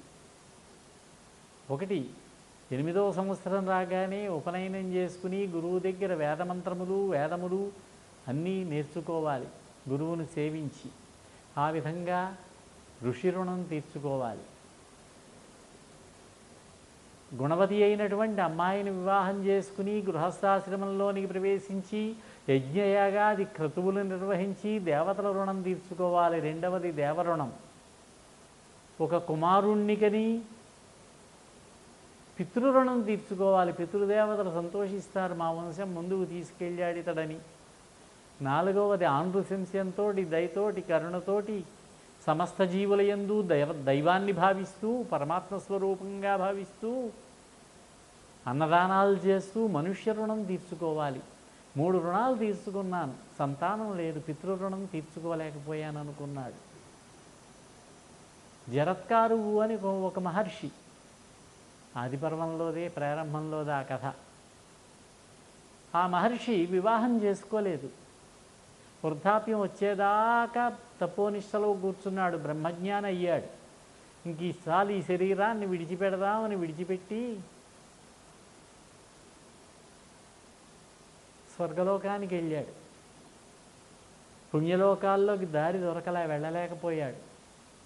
దేవతలను అడిగాడు, నేను ఎందుకు రాలేకపోతున్నాను అని. సంతానం లేరయ్యా నీకు, సంతానం లేకపోవడం వల్ల పుణ్యలోకాలు లభించవన్నారు. అప్పుడు వచ్చి తొందరగా పిల్లల్ని ఎలా కనాలి, ఎక్కువ మంది పిల్లల్ని ఎలా కనాలి అని ఓ పక్షి రూపం ధరించి జరిత అనే పేరున్నటువంటి ఒక పక్షితో కలిసి 4 పిల్లల్ని కన్నాడు. పెద్ద అబ్బాయి జరితారి, ఇంకొకడు సారిసృక్కు, ఇంకొకడు విశ్వ, 4వ వాడు ద్రోణుడు, 3వ అబ్బాయి ఏమో స్తంభమిత్రుడు. మహా బ్రహ్మజ్ఞానులు వాళ్ళు. ఆ కథ మనకి ఆదిపర్వం చివరిలో వస్తుంది. అలాగే ఈయన పేరు ఇప్పుడు మనం చెప్పుకున్నటువంటి కథలో వచ్చినటువంటి ఋషి పేరు మందపాలుడు. ఇంకొక ఆయన జరత్కారు, ఆ కథ వేరు, ఆదిపర్వంలోదే. జరత్కారు వివాహం చేసుకోలేదు, వృద్ధుడైపోయాడు. ఒకరోజు అన్ని దేశాలు తిరుగుతూ ఉండేవాడు ఆయన, ఒక చోట స్థిరంగా ఉండడు. ఒకసారి వెడుతూ ఉంటే ఒక కొండ మీద నుంచి ఒక చిన్న గడ్డి స్తంభం, ఆ స్తంభాన్ని పట్టుకుని వేళ్లాడుతున్నారు కొంతమంది. ఆ కింద ఉన్న వేళ్ళని ఒక ఎలుక కొరికేస్తోంది. ఎలుక పూర్తిగా కొరికితే కింద గోతిలో పడిపోతారు. చూశాడు, జాలిపడ్డాడు. ఎవరయ్యా మీరు, నేను చెయ్యి ఇస్తాను, రక్షిస్తాను, రండి అన్నాడు. నువ్వు ఇలా చెయ్యి అందిస్తే బయటపడేవాళ్ళం కాదు నాయనా మేము. మా వంశంలో జరత్కారు అని ఒకడు ఉన్నాడు, వాడు పెళ్లి చేసుకోలేదు, వాడికి సంతానం కలగలేదు. అందుచేత మేము నరకానికి పోతున్న ఈ కొరుకుతున్న ఎలుక యమధర్మరాజు. ఆ వేళ్ళు కొరికితే పూర్తిగా నరకమే, అంటే జరత్కారుడు జీవితం అయిపోతే వాళ్ళు నరకమే, ఇంకా వంశం ఆగిపోయింది అక్కడ. నీకేమైనా మా అబ్బాయి తెలిసినట్టయితే మా జరత్కారుకి చెప్పి కాస్త వివాహం చేసుకోమని చెప్పన్నాడు. నేనేనండి ఆ జరత్కారు అన్నాడు. నాయనా పెళ్లి చేసుకో బాబు అన్నారు. ఈ వృద్ధాప్యంలో నాకు పిల్లనిచ్చేవాడెవరు అని ఒక నియమం పెట్టాడు. జరత్కారు అని పేరున్న అమ్మాయినే పెళ్లి చేసుకుంటా, ఎక్కడ దొరుకుతుంది? వాసుకి చెల్లెలు ఉంది, ఆ అమ్మాయి పేరు జరత్కారువే, నాగరాజు వాసుకి. తల్లి అయినటువంటి కద్రువు శపించింది ఒక కారణంగా. అదంతా మనకి గరుత్మంతుడి కథలో వచ్చేది. జనమే జేడి చేసేటటువంటి సర్పయాగంలో మీరంతా మరణిస్తారని శపించింది ఆవిడ. ఎలా ఆపాలి ఈ వంశం నాశనం అవ్వకుండా తెలుసుకున్నాడు. ఈ జరత్కారు వివాహం చేసుకోబోతున్నాడని తెలిసి తన చెల్లెలైన జరత్కారుని తీసుకొచ్చి మా అమ్మాయిని మీకు సమర్పిస్తాను, పొందండి అన్నాడు. నీ పేరేమిటన్నాడు. జరత్కారు అండి అంది. నిజమేనా అన్నాడు. అవునండి అంది. తప్పకుండా పెళ్లి చేసుకుంటా, కానీ ఒక నియమం, ఇంకా ఎన్నో నియమాలు. ఎప్పుడైనా నువ్వు నా కోపం తెప్పిస్తే, నా యొక్క మనస్సుకి ఇష్టం కాని పని చేస్తే నిన్నప్పుడే వదిలిపెట్టేస్తానన్నాడు. అలాగే అంది పాపం ఆవిడ. అన్నగారికి ఉపకారం చేయడం కోసం, నాగజాతిని రక్షించడం కోసం. వివాహమైంది, కొంతకాలం కాపురం జరిగింది. భయపడుతూ భర్త దగ్గర ఆయన తపస్సు చేసుకుంటూ ఉంటే సపర్యలు చేస్తూ ఉన్నది ఆవిడ. ఒకరోజు సాయంత్రం నిద్రపోతున్నాడు, భార్య ఒడిలో తలపెట్టుకుని. సూర్యాస్తమయం కాబోతున్నది. సూర్యాస్తమయం అయ్యేటప్పుడు అర్ఘ్యప్రదానం చేయాలి సూర్యుడికి. చేయకపోతే దోషం, అపచారం. లేపడమా వద్దా? నిద్ర లేకపోతున్నవాడిని లేపితే మహాపాపం. అయినా కోపం వస్తుంది ఆయనకి, రావచ్చు. ఇంకా తప్పక లేపింది. ఎందుకు లేపావన్నాడు. సూర్యాస్తమయం అవుతున్నది, మీరు అర్ఘ్యప్రదానం చెయ్యాలి, అందుకు లేపానన్నది. నేను నిద్రపోతూ ఉంటే నేను లేచి అర్ఘ్యం ఇవ్వకుండా అస్తమిస్తాడా సూర్యుడు, అంత ధైర్యమా అతనికి అన్నాడు. నిజంగా అంతటి మహిమ కలిగినటువంటి మహర్షే. నువ్వు నా మాటకి ఎదురు చెప్పావు కాబట్టి నీకు నాకు అయిపోయిందన్నాడు. వెళ్ళొస్తానన్నాడు. కానీ ఒక అబ్బాయినా కలిగినట్టయితే మీ అనుగ్రహం వల్ల, ఓ తప్పకుండా కలుగుతాడని ఆ పొట్ట దగ్గర స్పృశించాడు చేతితో. స్పర్శ ఇందాక చెప్పుకున్నాం. స్పృశించితే చాలు, గర్భం ధరించింది, అబ్బాయి పుట్టాడు. ఆస్తికుడని మహర్షి, అతడే జనమేజయ మహారాజు సర్పయాగం చేస్తూ ఉంటే అప్పటికే చాలా సర్పాలు పడిపోయాయి. ఉదంకుడని మహర్షి చేయిస్తున్నాడు. ఉదంకుడిని పౌష్య మహారాజు భార్య దగ్గర కుండలములు తీసుకొస్తుంటే తక్షకుడు అవి అపహరించి పాతాళానికి పట్టుకుపోయి చాలా ఇబ్బంది పెట్టాడు. అందుచేత ఉదంకుడికి కోపం అతని మీద. పరీక్షిన్ మహారాజును కరిచి చంపాడు శృంగి యొక్క శాపం వల్ల ఈ తక్షకుడే. అందుకని జనమేజయ మహారాజు చేత సర్పయాగం చేయించాడు. ఇంకా తక్షకుడు రావట్లేదు. అతని మిత్రుడైన ఇంద్రుడి దగ్గరికి వెళ్ళి సింహాసనాన్ని చుట్ట చుట్టూ కూర్చున్నాడు. ఇది గమనించాడు ఉదంకుడు.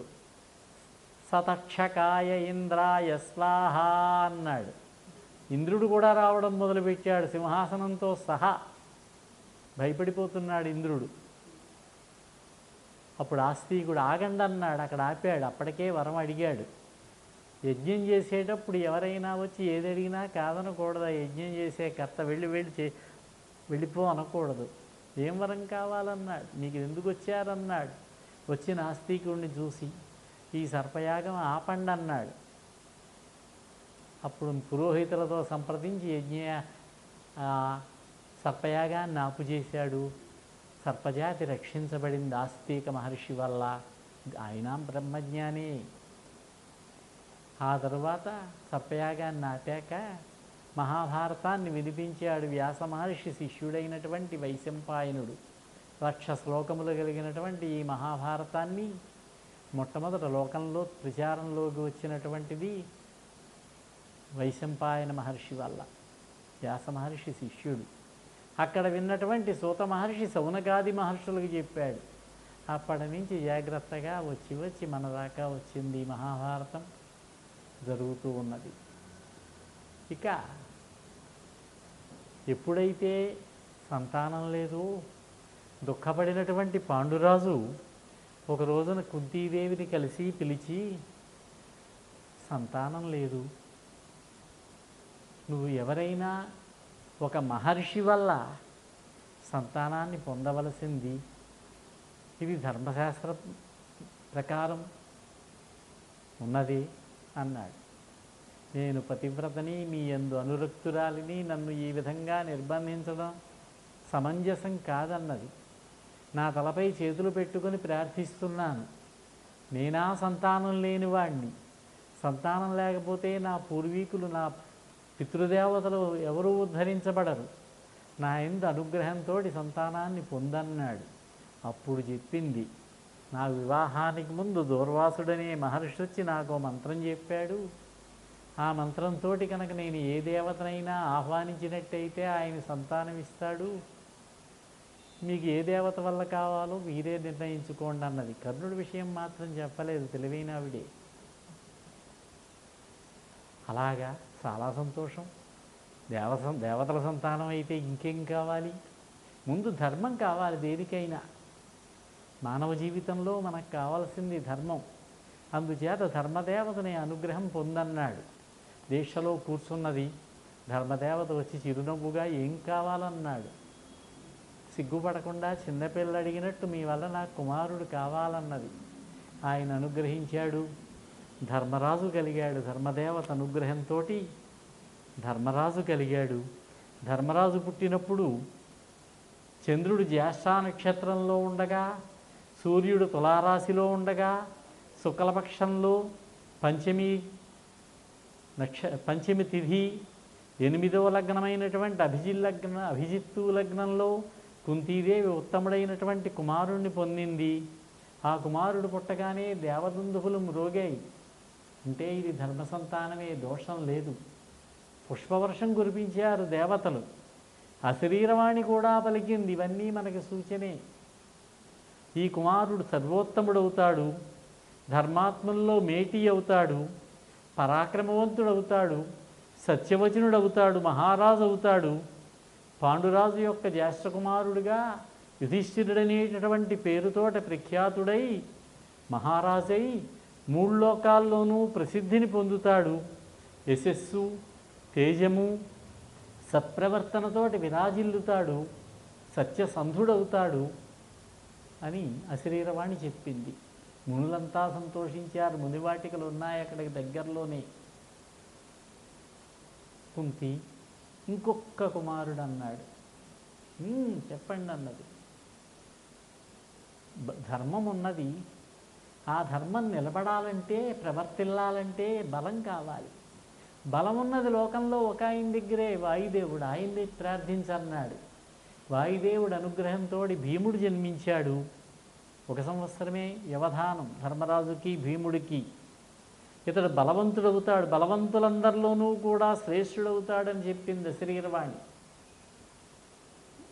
3వసారి ఇంకొక కుమారుడు అన్నాడు. ఈసారి ధర్మం ఉన్నది, బలం ఉన్నది, మనం క్షత్రియులం కాబట్టి తేజస్సు కావాలి. తేజస్సు ఉన్నది ఒక ఇంద్రుడి దగ్గరే. దేవతాగణములలో తేజస్శాలి, అమిత తేజస్శాలి ఇంద్రుడు కాబట్టి ఇంద్రుణ్ణి ప్రార్థించాలి.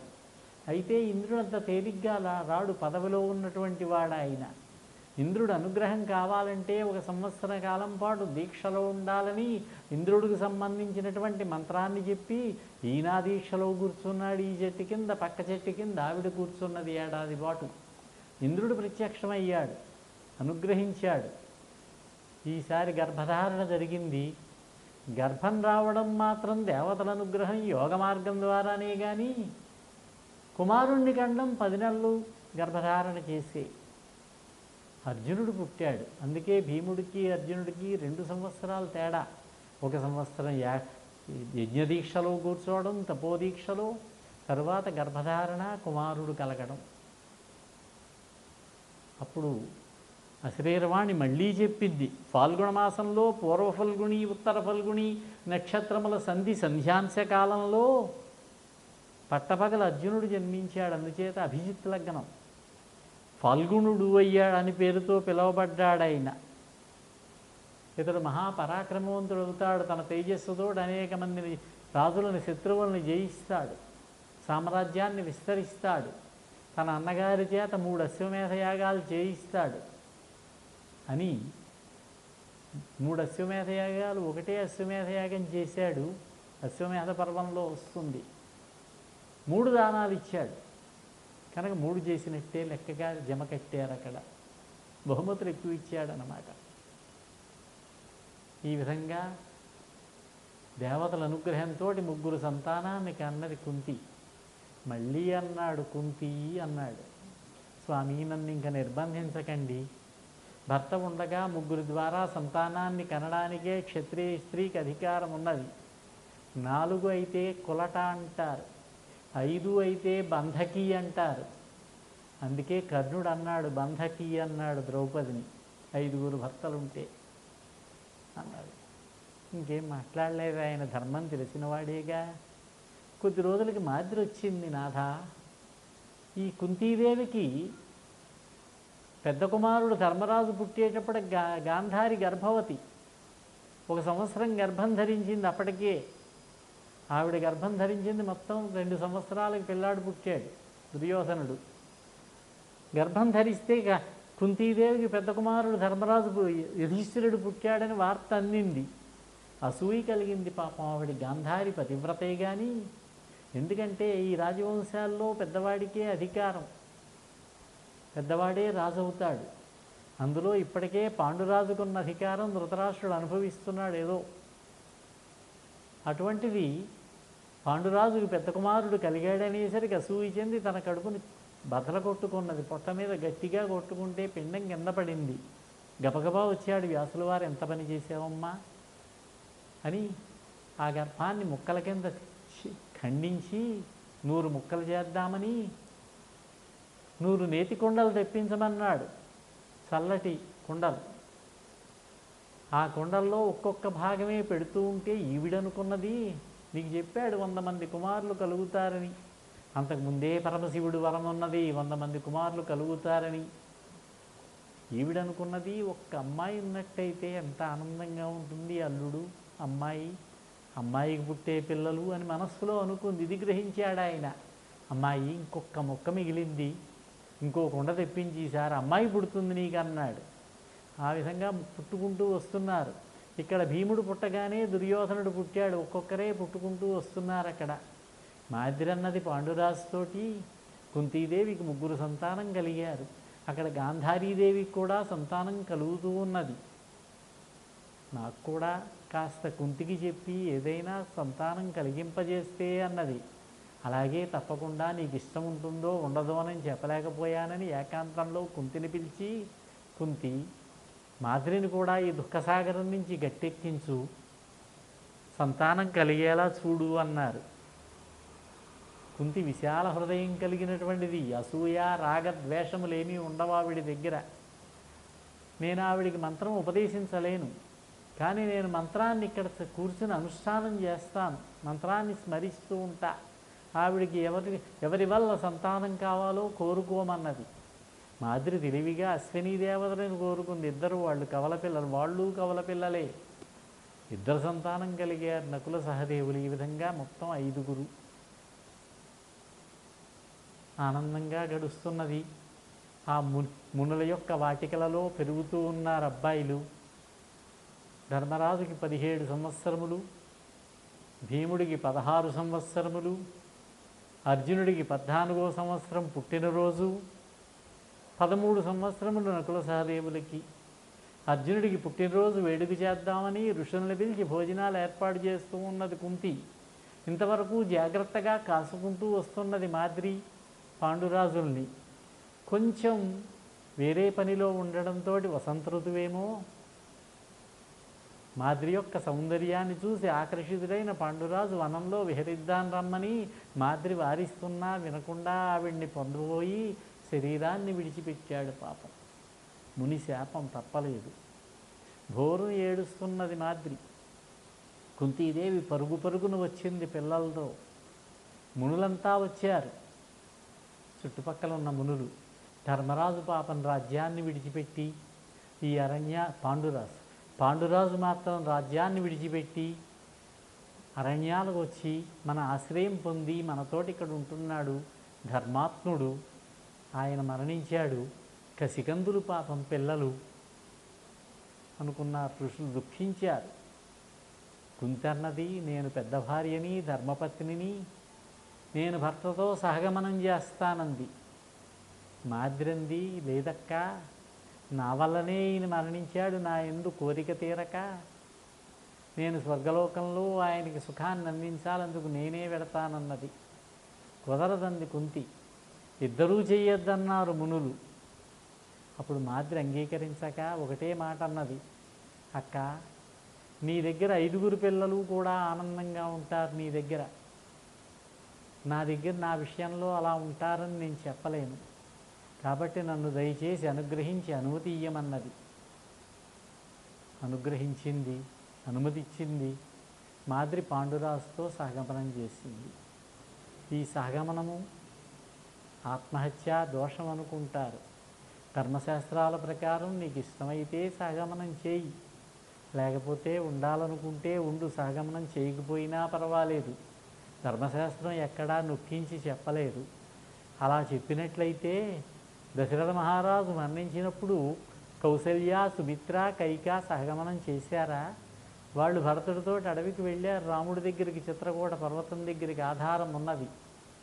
సత్యవతీదేవే సహగమనం చేయలేదు శంతన మహారాజు మరణించినప్పుడు. అంబికా, అంబాలిక వాళ్ళు చేయలేదు. వాళ్ళే చేసుంటే భరతవంశం ముందుకు ఎలా వెళ్ళేది? కౌరవ పాండవ చరిత్ర ఎలా జరిగేది? భారత కథ ఎక్కడుండేది? అందుచేత ఇది నిందించదగినది కాదు. ఇష్టం, నీ ఇష్టం. భర్త వెళ్ళిపోతే ఆయననే స్మరిస్తూ శేష జీవితాన్ని పవిత్రంగా ధర్మబద్ధంగా గడుపు. ఉండలేనంటావు, ఆయనతో శరీరాన్ని విడిచిపెట్టు. ఆ స్వేచ్ఛ ఇచ్చాయి ధర్మశాస్త్రాలు. ఇవి ఆత్మహత్యలు అనుకోకూడదు. శరీరం బాధకమైనప్పుడు ఇంకా చాలు, వృద్ధులం అయిపోయాం, మంచంలో పడి ఉండే కంటే ఉడుకుతున్న చేతులతో యజ్ఞయాగాది క్రియలు చేయలేక ఈ శరీరాన్ని విడిచిపెట్టచ్చంటే నీటిలో విడిచిపెట్టచ్చు, అగ్నిలో విడిచిపెట్టచ్చు, ప్రాయోపవేశం ద్వారా విడిచిపెట్టచ్చు. అందులో దోషం లేదన్నారు. చంద్రశేఖర సరస్వతి భారతీ స్వామి వారని శృంగేరి పీఠాధిపతులు, పూర్వ పీఠాధిపతులు, ఆయన తుంగానదిలో శరీరాన్ని విడిచిపెట్టారట. తుంగాభద్రాలో తుంగానది. అలాగే మహారాష్ట్రకి చెందినటువంటి హరిదాస స్వామి అని, ఆయన బ్రహ్మచారి, చిన్న వయస్సే, హరిభక్తితోటి భజన చేస్తూ ఉండేవాడు ఆయన. ఒకసారి గంగా సంగమం, గంగ పుట్టినటువంటి ప్రదేశం దగ్గరికి వెళ్ళి హరిద్వార్కి పైన శిష్యుల్ని ఇక్కడే ఉండండి, స్నానం చేసి వస్తానని గంగలో దిగాడు. మళ్ళీ రాలేదు ఆయన. ఇది ఆత్మహత్య కాదన్నారు. ఆ విధంగా మాదిరి శరీరాన్ని విడిచిపెట్టింది. ఆలోచించారు ఋషులు ఏం చెయ్యాలి. పాండురాజు మరణించాడు. కుంతీదేవి, పాండవులు 5 మిగిలారు. ధృతరాష్ట్రుడి దగ్గరికే వెడదాం, ఆయనే నిర్ణయం తీసుకుంటాడని నెమ్మదిగా బయలుదేరి ప్రయాణం చేసుకుంటూ కష్టం అనేది లేకుండా శతశృంగ పర్వతం దగ్గర నుంచి హస్తినాపురం దగ్గరకు వచ్చి ఆ ద్వారం బయట నిలబడి కబురు చేశారు ఋషులు. ధృతరాష్ట్ర మహారాజుకి ద్వారపాలకుడి ద్వారా అందరూ వచ్చారు. సభ ఏర్పాటు చేశారు. ధృతరాష్ట్రుడు, సత్యవతి, అంబిక, అంబాలిక, గాంధారి, కౌరవులు, విదురుడు అంతా వచ్చారు. భీష్ముడు కూడా చెప్పారు. నేటికి 17 రోజుల క్రిందట పాండురాజు శరీరాన్ని విడిచిపెట్టాడు. ఆయనకి దేవతా రహస్యం వల్ల 5 కుమారులు కలిగారు. దేవతా స్వరూపులే వీళ్ళు. పాండురాజుతో ఆయన యొక్క భార్య మాద్రీదేవి సహగమనం చేసింది. వాళ్ళిద్దరి యొక్క అస్థికలని, కుంతీదేవిని, పాండవుల్ని తీసుకొచ్చాం, వీళ్ళని మీరు స్వీకరించి పోషించవలసినది అన్నారు. ధృతరాష్ట్రుడు అన్నాడు, మా పాండురాజుకి 5 దేవతా సములైనటువంటి పుత్రులు కలిగారు, ఇంకా బాధపడక్కర్లేదు. పాండురాజుకు మాద్రికి చేయవలసినటువంటి ఉత్తర క్రియలన్నీ సక్రమంగా జరిపించన్నాడు అని కుంతీదేవిని గాంధారి దగ్గరికి చేర్చండి అంతఃపురంలోకి అన్నాడు. పట్టణ ప్రజలు వాళ్ళల్లో వాళ్ళకు కొంచెం సందేహాలు కలిగినా ఎవరూ కూడా అభ్యంతర పెట్టలేదు. అభ్యంతర పెట్టవలసిన వాడు ధృతరాష్ట్రుడు. వీళ్ళు రేపు ఇబ్బంది పెడతారు, వారసత్వ పోటీ వస్తుందని ఆయన అడ్డు చెప్పలేదు. అందుచేత పాండవుల యొక్క జననం నాటి సమాజం వారికి అంగీకారయోగ్యమే, ధర్మసమ్మతమే, అందులో సందేహం లేదు. కురుకుమారులు 100 మంది, పాండుకుమారులు 5 పెరుగుతూ ఉన్నారు హస్తినాపురంలో. వాళ్ళకి ప్రాథమిక విద్య భీష్ముడే చెప్పాడు కొద్ది రోజులు. తర్వాత కృపాచార్యుల వారు ఆస్థాన గురువు, ఆయన హస్తినాపురంలోనే ఉన్నాడు మొదటి నుంచి. ఆయన నేర్పాడు. చూస్తున్నాడు భీష్ముడు ఎవరైనా ఉన్నత విద్య నేర్పేటటువంటి నైపుణ్యం కలిగినటువంటి ఉపాధ్యాయుడు లభిస్తే బాగుంటుందని. ఇక ద్రోణుడు వృత్తాంతం చూశాం. భరద్వాజ మహర్షికి కలశంలో పుట్టాడు ద్రోణుడు, కుంభసంభవుడు ఆయన.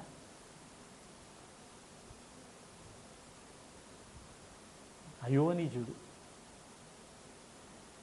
అతడికి కృపనిచ్చి వివాహం చేశారు. కృపాచార్యుడి యొక్క సోదరుని శంతన మహారాజే. వారికి కలిగిన కుమారుడు అశ్వత్థామ. ధర్మబద్ధమైనటువంటి జీవితం, ఎవరి దగ్గర యాచన చెయ్యడు, దానం పట్టడు, గోదానం కూడా స్వీకరించడాయినా. ఆయుధ విద్య అంతా వచ్చు. తండ్రి అయినటువంటి భరద్వాజుడి దగ్గర ఆయుధ విద్య అంతా నేర్చుకున్నాడు, అస్త్రశస్త్రములు. ఆ భరద్వాజ మహర్షికి మిత్రుడు ఒక ఆయన ఉన్నాడు, పృషతుడు అని, పాంచాల దేశపు రాజు ఆయన. ఆయన కుమారుడు ద్రుపదుడు. అతడు వచ్చేవాడు భరద్వాజుడి దగ్గరికి. ద్రోణుడు ద్రుపదుడు స్నేహితుడు. ఆ ద్రుపదుడికి ద్రోణుడు కాస్త మంత్రతంత్రాలు నేర్పుతూ ఉండేవాడు. కొంచెం పెద్దవాడు వయస్సులో. ఈయన బాగా విద్యలు వచ్చినవాడు ద్రోణుడు. అతను అనేవాడు, రేపు మా నాన్నగారి తర్వాత నాకే రాజ్యం, ఆ రాజ్యాన్ని మన ఇద్దరం పరిపాలిద్దాం కలిసి, నీది నాది అన్నాడు. ఇదేదో నిజమేమో అనుకున్నాడు పాపం ఆయన వెర్రివాడు.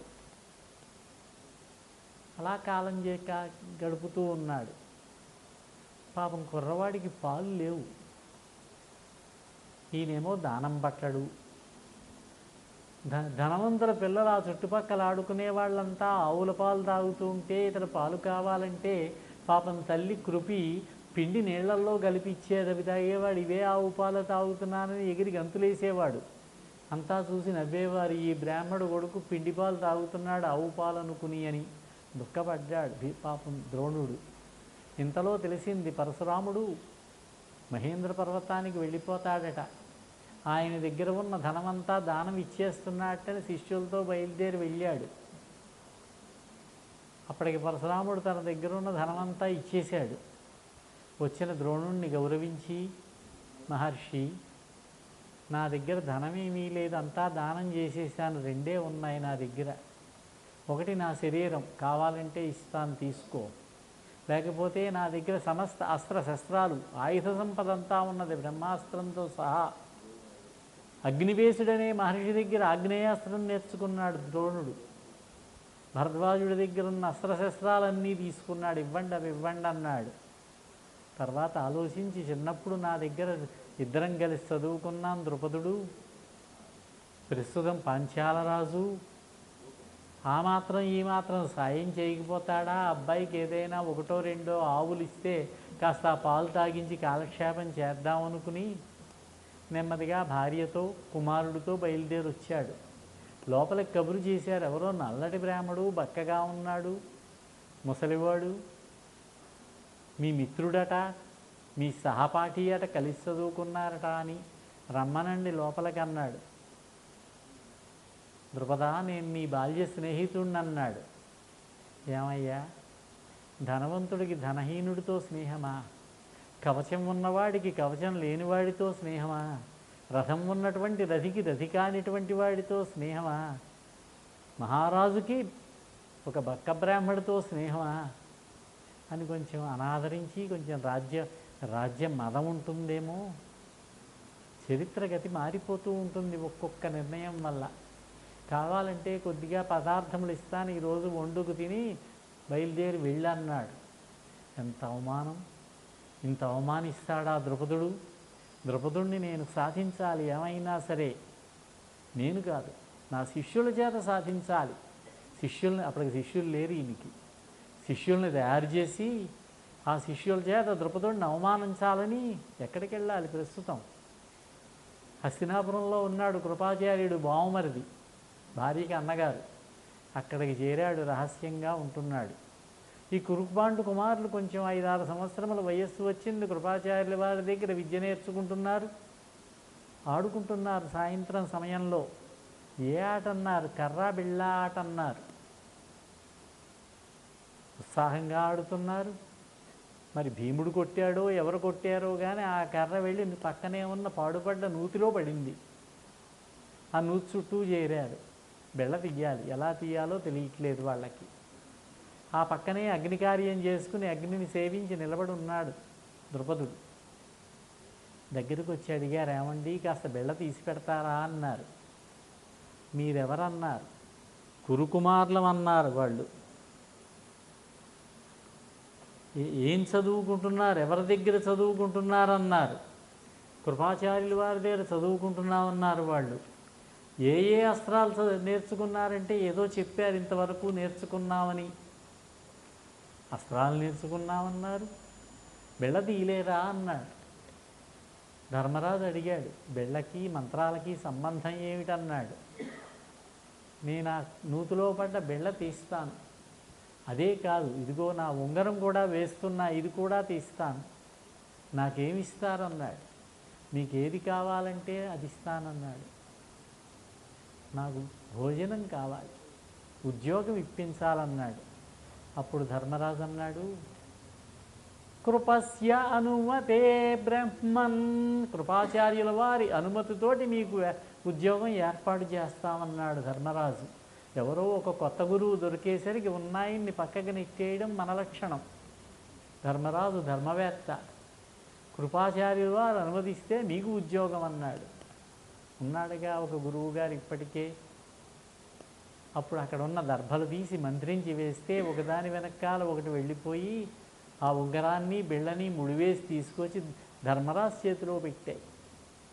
ఆశ్చర్యపోయిన ధర్మరాజు మా తాతగారికి ఏం చెప్పాలన్నారు. నేను చేసిన పని చెప్పండి, ఆయనే గ్రహిస్తాడన్నారు.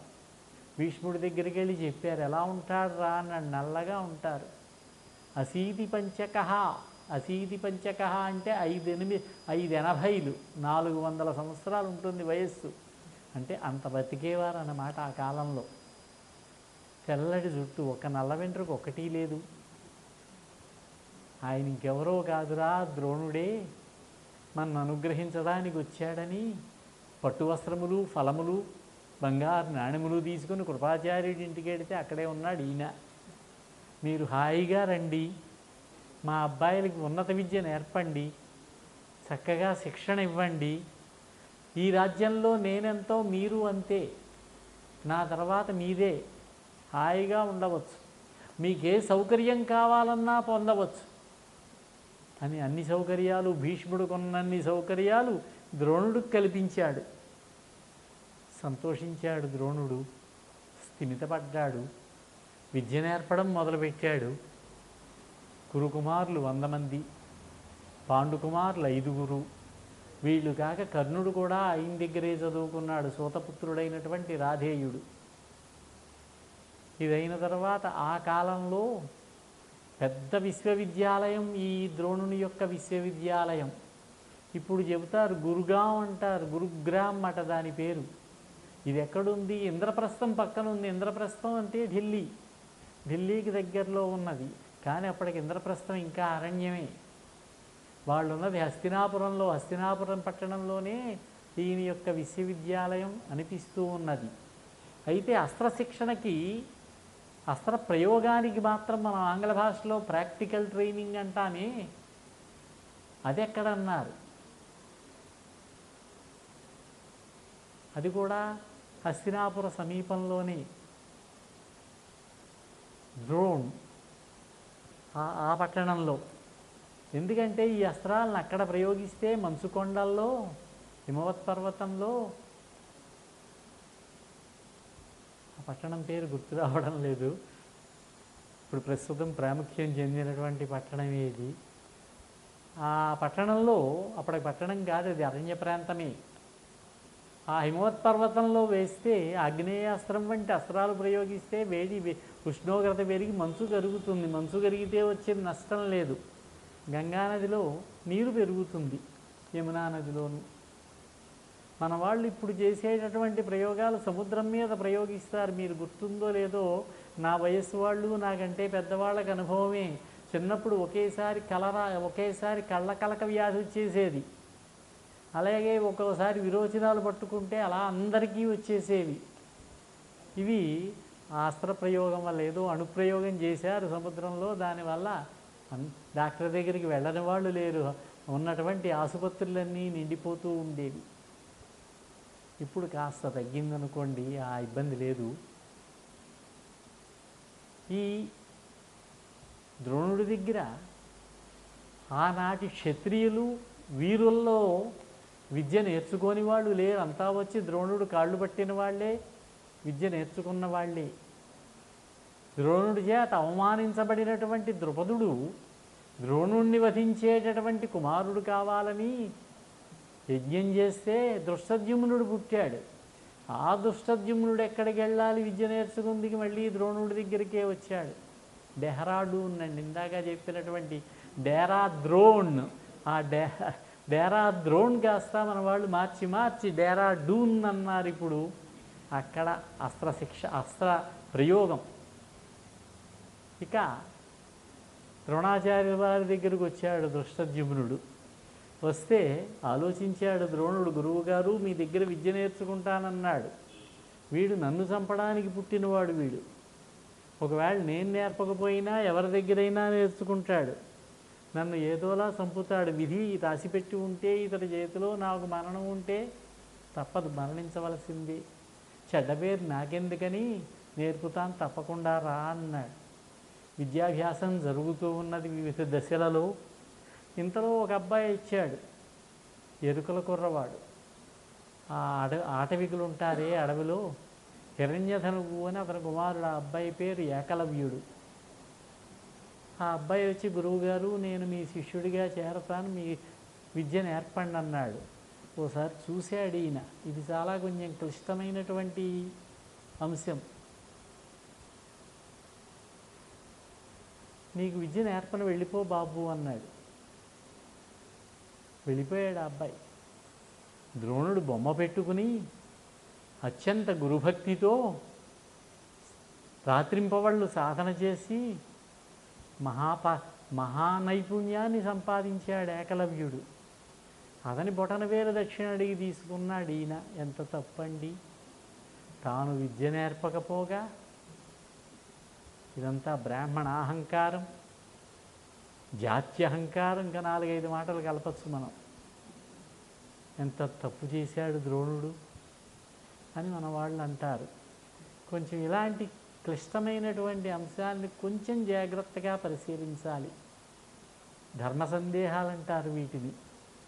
ధర్మ సూక్ష్మం ఉంటుంది, దాన్ని పట్టుకోగలగాలి. ఏదో కథ చెప్పుకుని నిన్న చూసాం, భీష్ముడికి వివాహం అయిందా, అయి ఉండవచ్చేమో, అవలేదండి అంటాం సాధారణంగా. చిన్న ఆధారం దొరికితే దాన్ని పట్టుకుని ఎగబరాకాలి. ఏకలవ్యుడు వృత్తాంతం రేపు చూద్దాం, రేపు 3వ రోజు. మళ్ళీ మర్చిపోతానేమో ఆఖరి రోజున చెప్పడం. వచ్చే నెల సెప్టెంబర్లో మామూలుగా మనం 6వ తారీఖు నుంచి 10వ తారీఖు 6వ తారీఖు నుంచి 10వ తారీఖు వరకు ఉన్నటువంటి మన కార్యక్రమాన్ని కొంచెం మార్పు చేసి 16వ తారీఖు నుంచి 20వ తారీఖు వరకు పెట్టుకుందాం. మీ అందరికీ సౌలభ్యంగా ఉంటే అప్పుడు పెట్టుకుందాము.